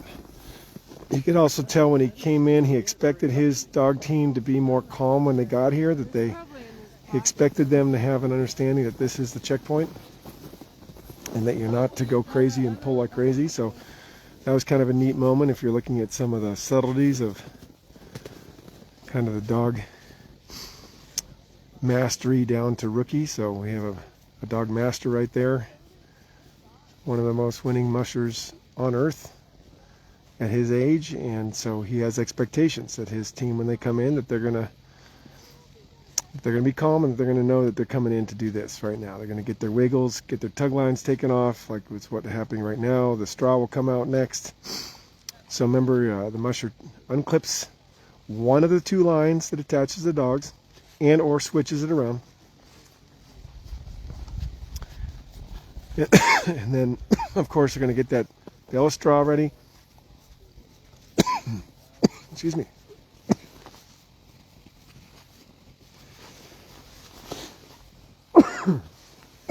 Excuse me, friends.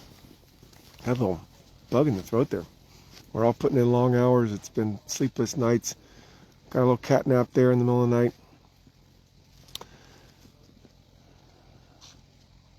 There is Dallas Seavey's team wiggling around. Happy to be here. And we used to spend a lot of time together back in the 2016-2017 era. The nonstop guys, we go over to his place a lot. And Dallas used to study sleep deprivation. That was one of his ways to master the Iditarod, is he would go and as he was building up to becoming a champion, he'd go down the trail to study what mushers looked like on day 7, 8, 9 and where their deficiencies were. Maybe their mind thought that they were being efficient, but they weren't. And so he started to do some imaging in his mind of what it would look like to be more efficient when you're tired. Practice that way, train that way. So he tries to systematize everything and get it all into a nice little flow. You can see the dogs there with their Seavey style freight harness on. The freight harness, again, is designed to have a lower pull point that doesn't involve the spine of the dog, that mainly straps over the shoulders and then the thighs, it seems. So what that's going to do is it's going to mean that you have to hook up the dogs a different way. You can't quite run them on the same style gang line. You need a little different setup.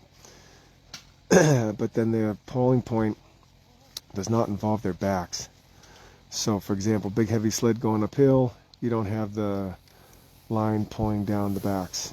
You have it to the sides of the dog. So that's this freight style. All right, there we are, Dallas Seavey right there at the checkpoint, right next to him. This is Jessie Holmes' team right here. See, bedded down. Jesse's doing his 6. He got here a couple hours ago. There's Dallas, so he just got here. So right now in the lead, you're going to have Nick, Brent, and Jessie kind of way up there with Cody and Matt Hall. And then in this later group, you're going to have the Dallases and the different folks. So this is not a sprint race. This is get your dogs a really good experience before Iditarod. remind yourself kind of who's who and what strengths and weaknesses, or see them in a different way as you assess your dogs to pick out your team, your start team.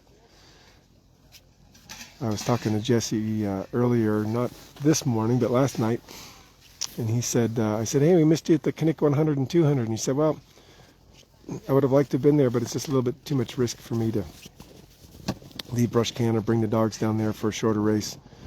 He was wanting to do this one and then get ready for Iditarod. So the people who are really focused on that big long distance Iditarod race will, when you're talking like the top 5, they're going to strategize differently. It's just a whole different setup. Look at him, he's moving now. He's starting to run. He's going to go down there to the hole in the ice and get water. So what we were saying, I just want everybody to see this. So this is classy. Dallas is going down to get his water.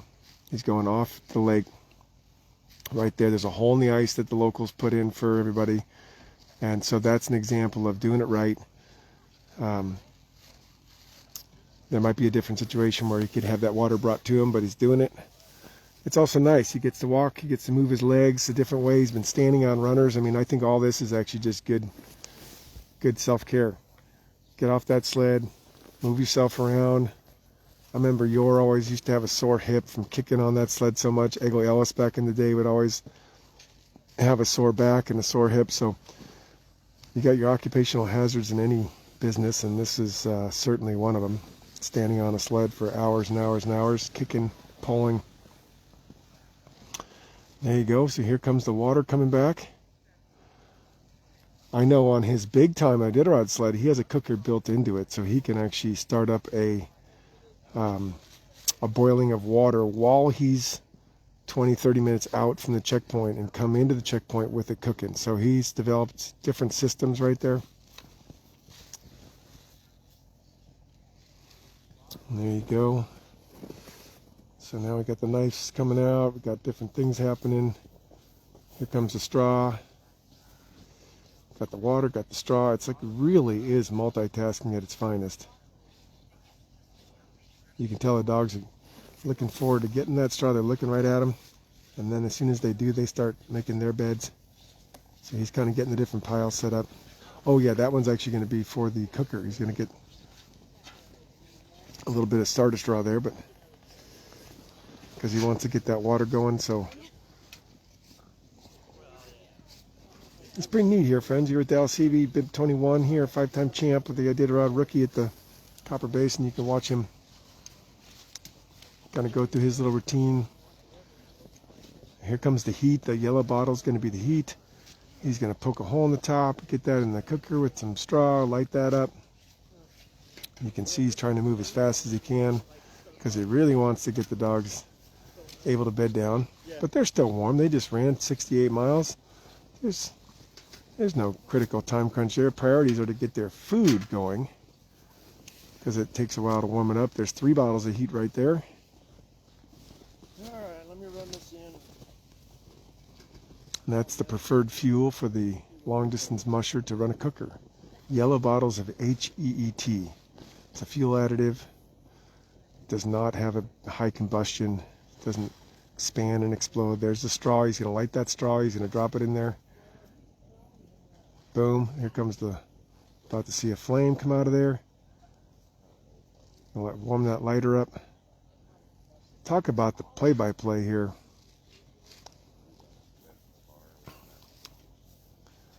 Really fun to have the play-by-play. He's going to look for a different lighter. You can hear him call out. That lighter didn't work for him. Here we go. Let's get the exciting conclusion of the cooker.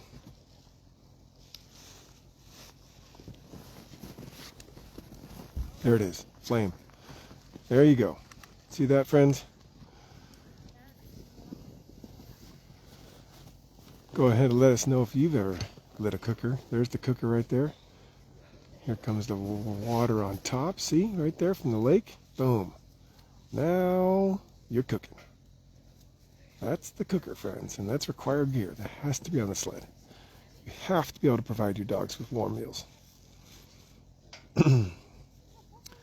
Now we're going to get some booties off. So he's going for the quick booty pull, little piles of booties. Those get what we call backhauled or bagged up and taken away. And then fresh booties come out for the run out of here in 6-7 hours. So each dog 4 booties. So that takes a few minutes. People are running 12 dog teams here. Iditarod teams used to be 16. They can be 16 again. So adding 4 more dogs, 4 booties per dog, 16 more booties. So everything adds up. All the little processes. Okay. Nope, that's fine. Just making sure I didn't. Yeah, so on this sled, he does not have that cooker. On his sled from Iditarod some years ago, he had it built in to the back, and he could start his cooker during a snack break and come into a checkpoint with his water boiling. He was looking at every single efficiency on earth. That is why he's a 5-time champion, because he was looking at every single way to save time, be more efficient, get the dogs more rest. Man, we could go into this for hours about how the Seaveys carry dogs and give them rest on the run, but there you go. Just giving you what I've seen with my own eyes and my own experience. I covered 2 Iditarod start to finish and 6 starts. So I've been around a little bit, seen some things, and he's my neighbor. And especially back in that day, like I said, we were going over a lot of his innovations with the Norwegian business partners at the time. So he was explaining everything in incredible detail. Like, here's a good one. You ready for this? David's asking if Brent's doing a 6-hour rest. It certainly looks like he is, Brent or David, but we won't know yet until that time comes. To do the 6 hours, you actually got to do the 6 hours, because you could actually pull out of here 5 hours and say, you know what, I'd rather be moving, and I'll do it at the next spot. But anyway, here's a little story. Back when Dallas was winning the Iditarods, he used to make essential oil batches, or Jen would, his now ex-wife, and they would have the perfect essential oil batch for different muscle sorenesses and paw issues, and they'd put them in small Elmer's glue bottles, and then Dallas would be able to put one of those into his cooker or into the pocket of his parka and warm them up, so when he came into a checkpoint or when he was just stopping to snack the dogs, he could pull out some liniment, some oil, get him on a boo-boo, sore paw or sore shoulder or whatever, and get that to start to work. So again, they were using everything from nutrition to liniments to just efficiency to make everything smoother for the dog. More rest, more power. That's how it went. That's how it goes. That's what, people like Emily Robinson are probably watching right now saying like, okay, I'm taking notes. I didn't know he had a cooker on his sled. I didn't know you could think that way. Or maybe they do, and they're inventing their own. But Mitch and Dallas that year, when they changed the trailer rule, remember the Iditarod famously had this sort of interesting board that would vote suddenly and randomly on rule changes, and some of them were to prevent the Seaveys from dominating, so they changed the trailer rule suddenly, where you couldn't have a trailer anymore, just like that. And so Dallas and Mitch, secretly in their own camps that year, had to develop their own sleds to carry dogs, because they were both at the time carrying up to 4 dogs from their 16-dog team in their sled to rest them. This is a well-known Seavey technique of being smart and having powerful dogs, and where you don't need all running and pulling at the same time, because you've built their training program so that they're super strong, and then you could rest them. And so why wouldn't you rest some while you're running? That's more efficient than resting the whole team, isn't it? And that's how the theory goes. So then they changed the rule, and that's the year that Dallas had to engineer this huge carbon fiber sled. If you look back at the videos from, I think, 2018, you'll see his big old huge carbon fiber sled. And then Mitch secretly developed his red mesh sled that had all these mesh little panels in it so that he could put dogs inside. So if you go back to old Iditarod videos, you'll see Dallas pull into a checkpoint and pull 3-4 dogs out of a sled, and those were dogs that were getting free rest, and then he would capitalize on that throughout the race. So Pretty cool. Pretty cool. There's all that straw out now. Cooker's cooking, see? That takes a while to get that water warm. And there's Giles right there. Look at him, just sort of talking over her shoulder. She probably can hear me. That is the team right there of Nick Petit. There's the team of Jessie Holmes. There's the team of Dallas Seavey. Over here is going to be the team of Brent Sass, who came in hours ago, and Cody and Matt Hall, and then other mushers who came in more recently. So there you go, friends. I'm going to go ahead and start getting things back into charging mode, but we'll go ahead and show you Dallas a little bit longer. There's Dallas's setup right there. The cooker. I'll cruise over this way so we can get a really good shot. Look at that right there. Thanks for all the support. Appreciate you powering me up with some coffee. It really helps. It was a long and somewhat painful night, but we got through it. That drive here was brutal, you guys. From Chisachina to here in the dark after no sleep is really hard, so made it. And here we are. There's Dallas doing his booty pile. So as you can tell, he's really treating this as, because he's a rookie, he's doing it like a qualifier. He's just doing it.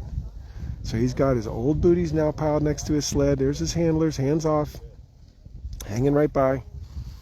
He's doing everything himself. There you go. You can see those 3 bottles of heat are really creating a lot of heat in there for that cooker. Remember, when they leave the checkpoint, he'll have all fresh booties, and that is part of required gear. You know, thanks Barbara. Barbara's my top fan, top donor, top supporter. It really matters. There we go. There's Dallas. You can tell he's stripped down layers. So the mushers come in with this metabolism all ramped up. So they take off their parka, and then they're still doing all these chores. Their heart rate's up. They're trying to be as efficient as possible. So he's still pumping out the heat. Doesn't need many layers. We talked to Donna Swope, the race judge, the other minute, and it was she was guessing it's in the teens, above 0, friends. You bet everybody appreciate it here. We're only in day 2, but this is when the body starts to fall apart a little bit.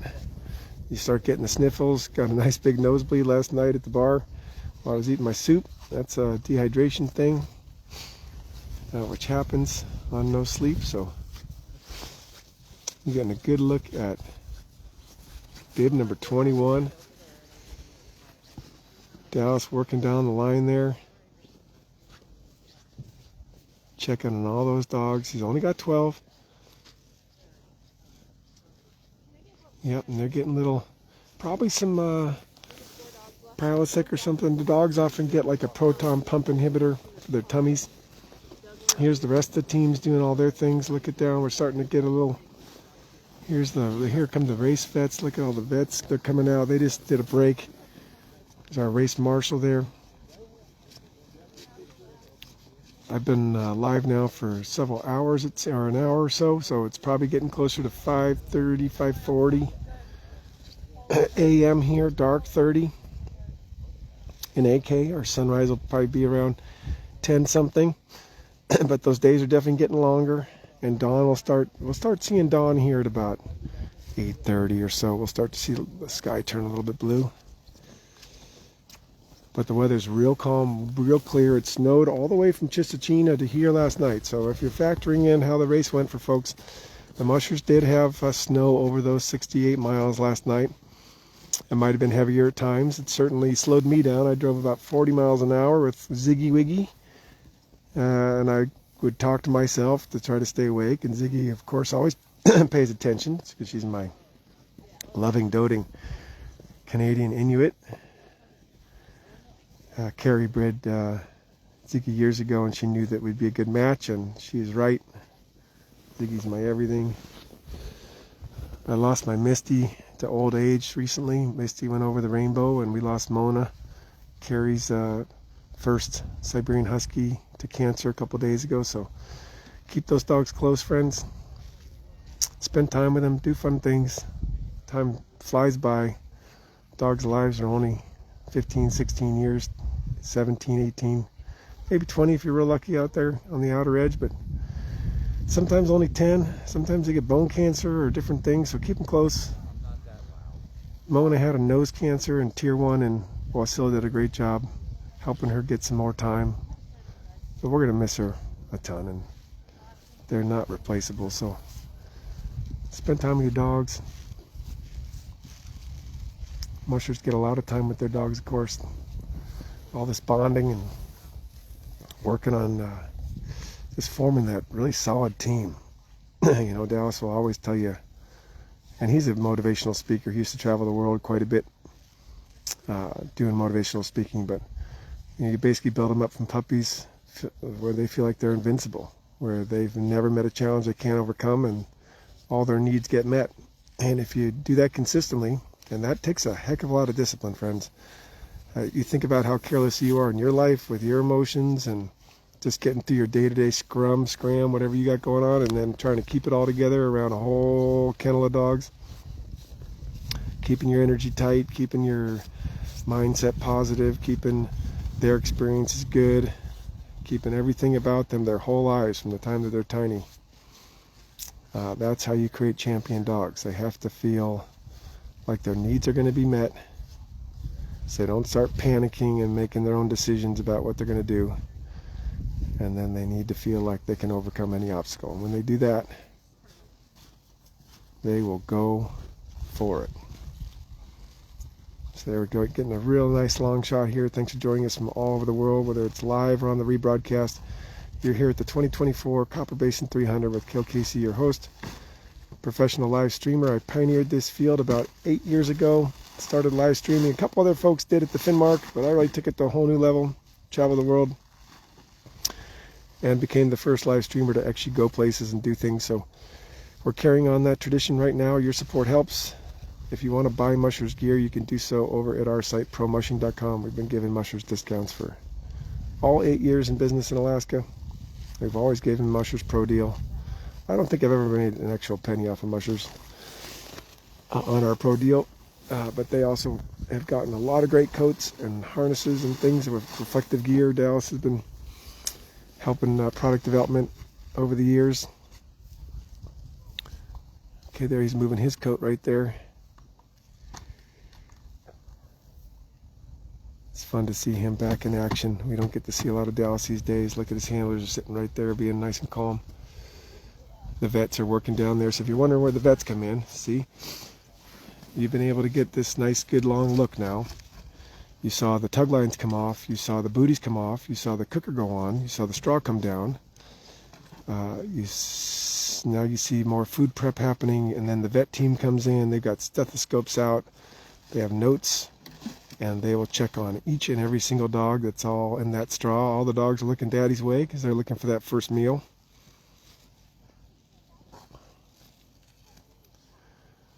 Great to see the conversation here and all the community worldwide. That's why I love doing it.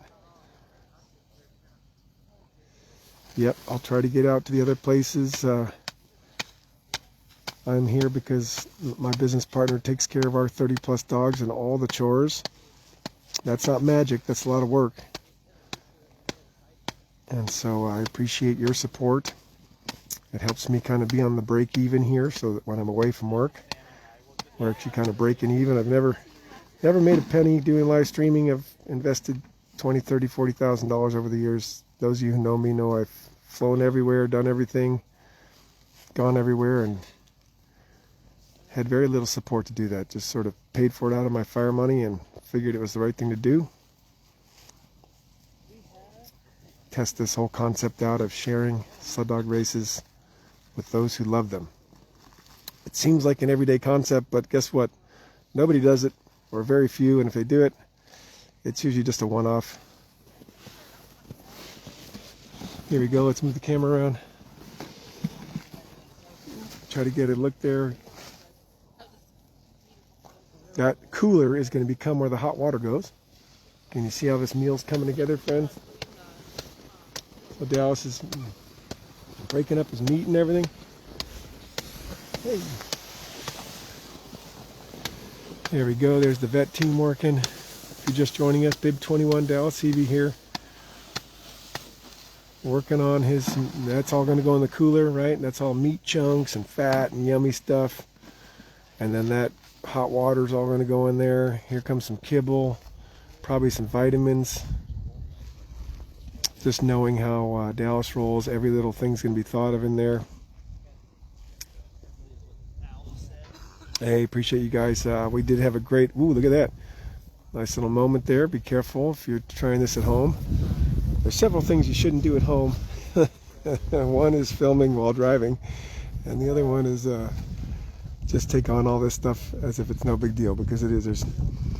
There's things that can go wrong, and there's ways you need to have mentorship. Now it's going to put a little more fuel in there. I got a great interview with Jessie earlier, friends, so you can zoom back. I'll try to cut it out of this longer feed later. Look at that beautiful light here with the headlamps and just everything coming in. Really happy to be able to share this shot with you. Kim Wheeler just asked, how often are the dogs fed throughout the race? So a Musher's going to look to try to get between 6,000 and 10,000 calories a day, and depending on their team and temperatures and what have you.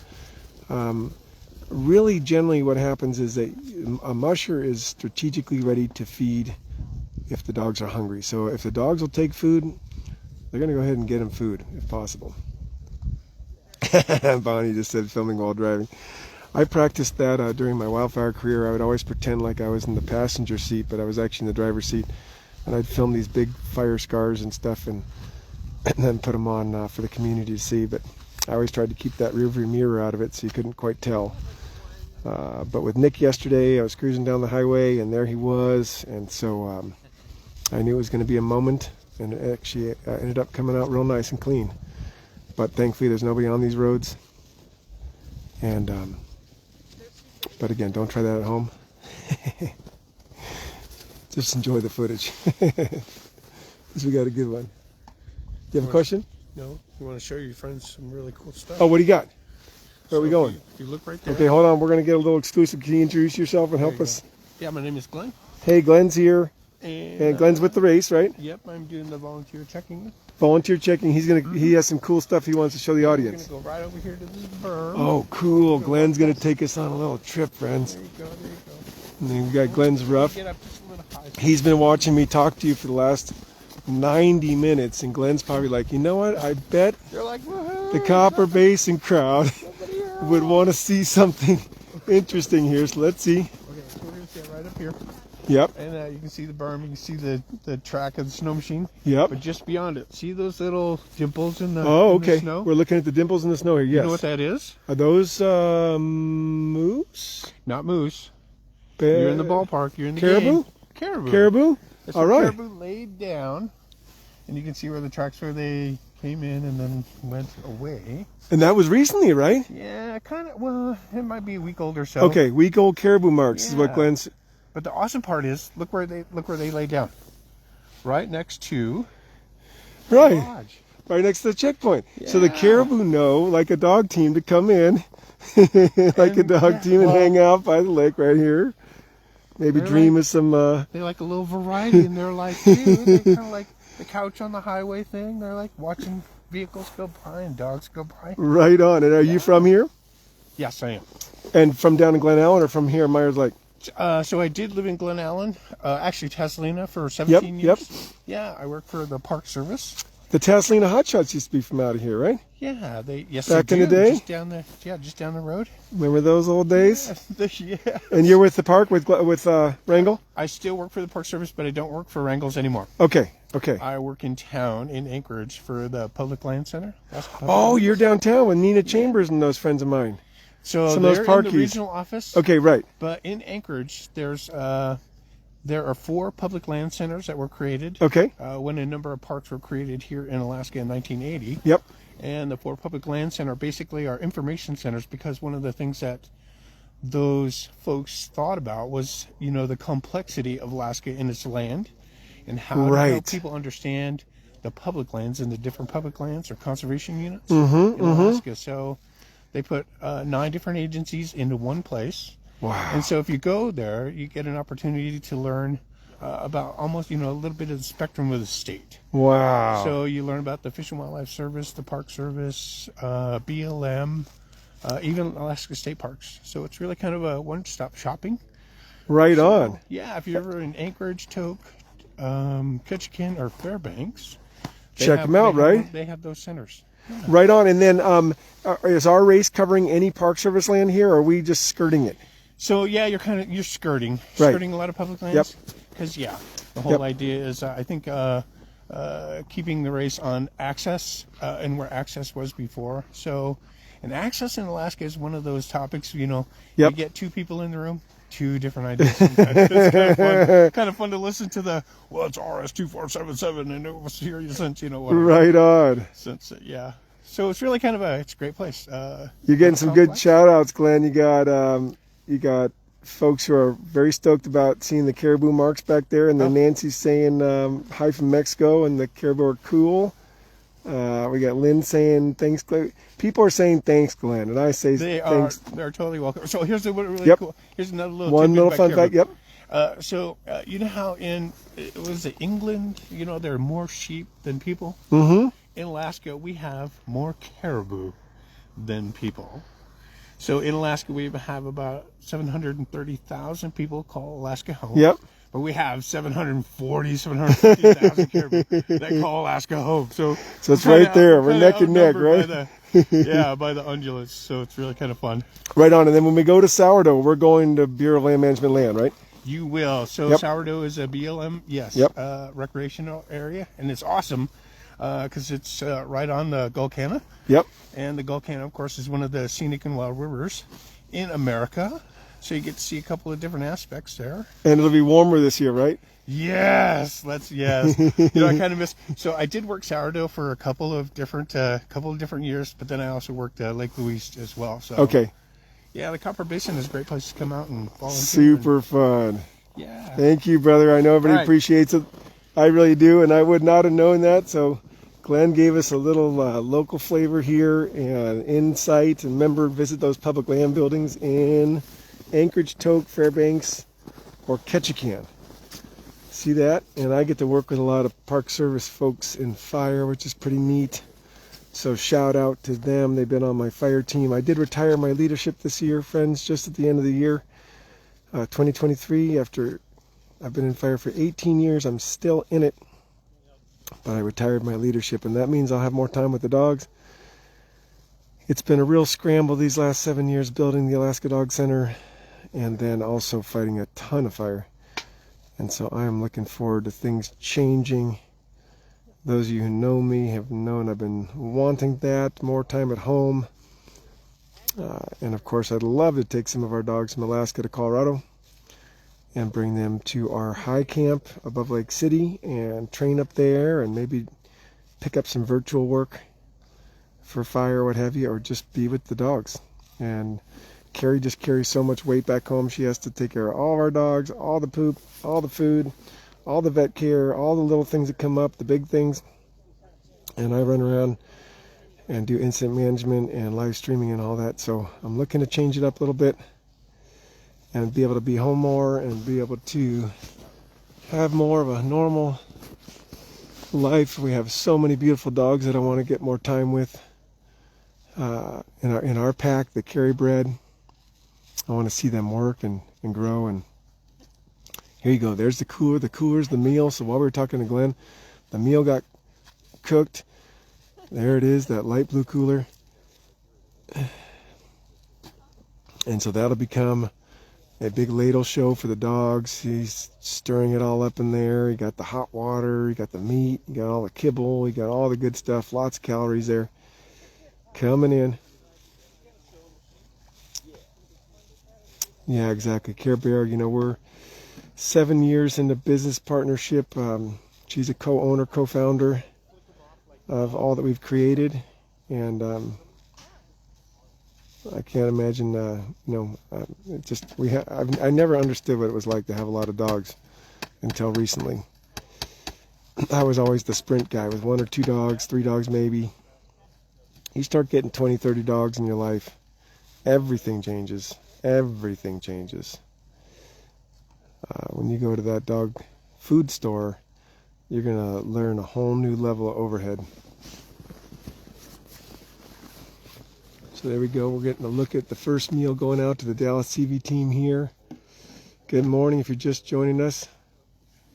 We just had a cool interview with Glenn, one of the local expert race volunteers, showing us some. A little caribou group came in a couple days ago or what have you and camped right here next to the lodge, just like the Mushers do. More caribou than people in Alaska. And here you're with Dallas Seavey as he feeds his team at the Meier Lake checkpoint. 12 dog teams. So imagine, having another third. So if you had 4 more dogs, everything just for the vets, for everybody. More vet checks. Look at the vets, got the stethoscopes out there. I mean, this is serious. They check dogs, friends. This is not some sort of like high five event. By the time they get this point in the race, they're 118 miles in, and each dog is going to get a good check-in. If your dog has a heart murmur, an issue, some sort of ailment or strain, then they're staying here. And you have professionals to help you make decisions on care. You have professionals here to help you make decision on whether a dog should stay or go. Not all dogs that have a soreness need to stay. They certainly can get heat packs on them and get warmed up and get that run off and feel great and finish strong. Dogs are super resilient, but they do need that care. So heat packs are common on muscle groups. Oils, essential oils, liniments are common.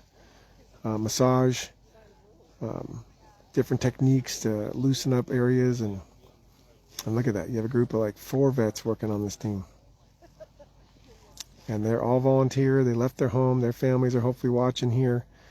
We always want to give our vets airtime. Temp now is just in the teens here, friends. We're not that cold. I mean, my hands are starting to really get cold, but that's how it always is. You can see the steam coming out of there, out of that cooker, or out of that cooler there where all the hot water went in. So it's a pretty mild Copper Basin. In fact, Alaska this winter has been pretty mild, friends.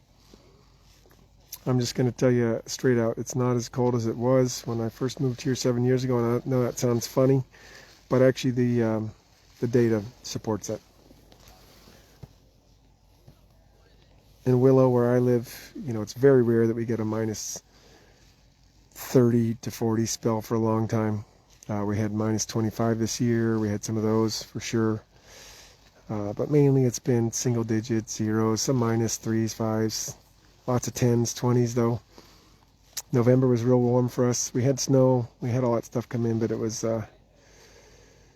actually pretty warm. Let's see what we're here. So there you go. That answers Barbara's question about the temp. Boom, boom. Look at that. I know Alexander's saying it's minus 10 here in Squamish, Washington. You are colder than we are. Terry's saying Alaska firefighters are a special breed. They absolutely do travel all over. A lot of years traveling with the Alaska team, going places. We've had the biggest fire in the nation in 2020. We had the August Complex 1,000,000-acre fire in Northern California. We had the Bootleg fire in Southern Oregon. That was a 600,000-acre fire. We've had fires in Glenwood Canyon, Colorado that we took on. Get that community back in shape. This summer we were down in Southern Oregon on the California border where the redwoods are. We had a nice 2-week assignment down there. Amazing team, amazing group.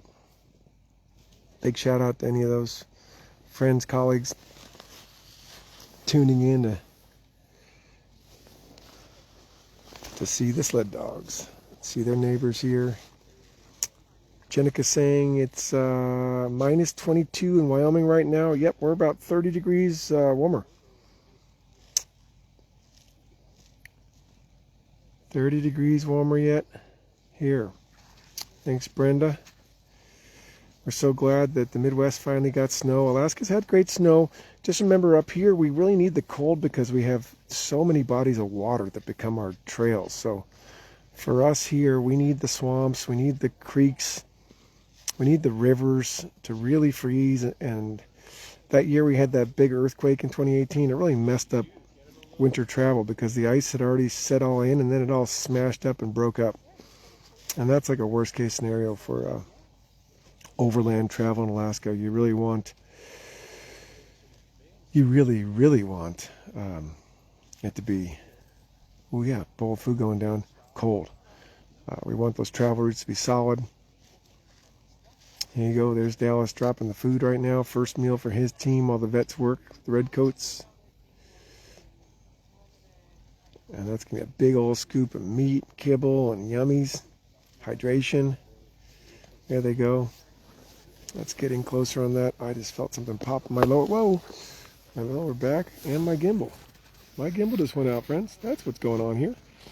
We're at that stage where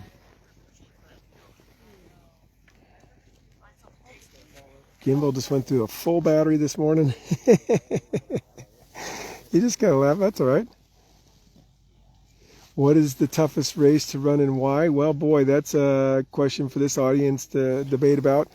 I think in the old days, the Yukon Quest with the very spaced out checkpoints, the very large distances between checkpoints would be one. That's the Yukon Quest would span Alaska and Canada.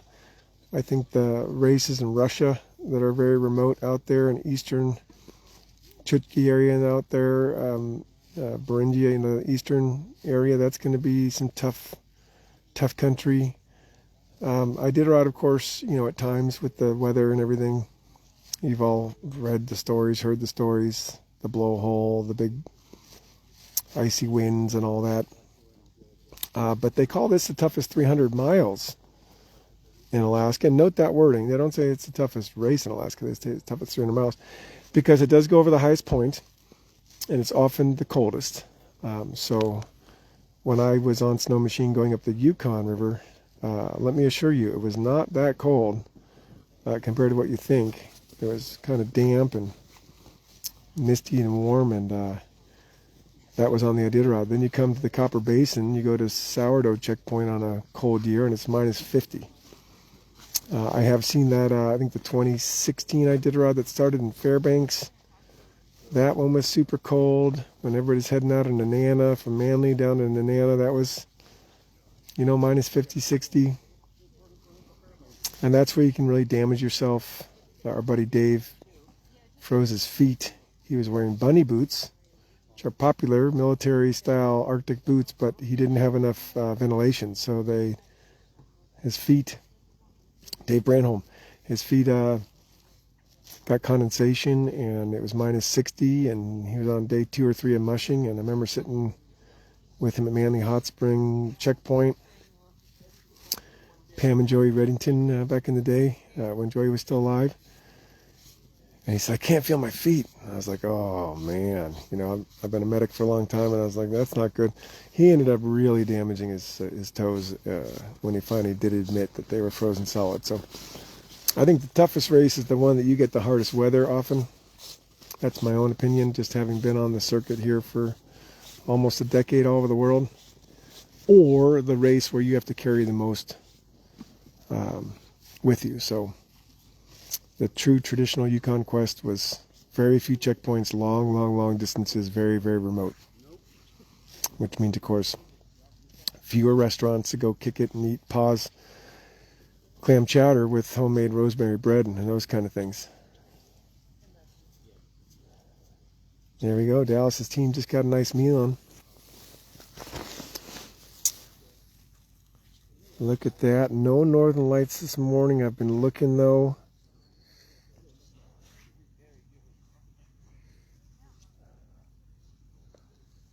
Yep, Bonnie's saying she's seen minus 65. I remember my last time here when it was minus 50, I realized you need to double everything. Double boots, double pants, double up. It's just painful. You got to watch your car. Okay, battery's down to 5%, friends. So we're going to go ahead and need to close it out here, or this thing's just going to go ahead and cut off. We'll just run it out right to the end, and then I'll go and plug this in the room, get it charged up. We have run through the batteries there. There's Sean. He's out waiting on the next team, Sean Underwood. We're waiting on our teams here, Sean Williams and Matt Paveglio. It's been a great morning being with you here for the last 90 or so minutes. Super cool. We got the beam this footage out on this big old nice lens. Brand new microphone.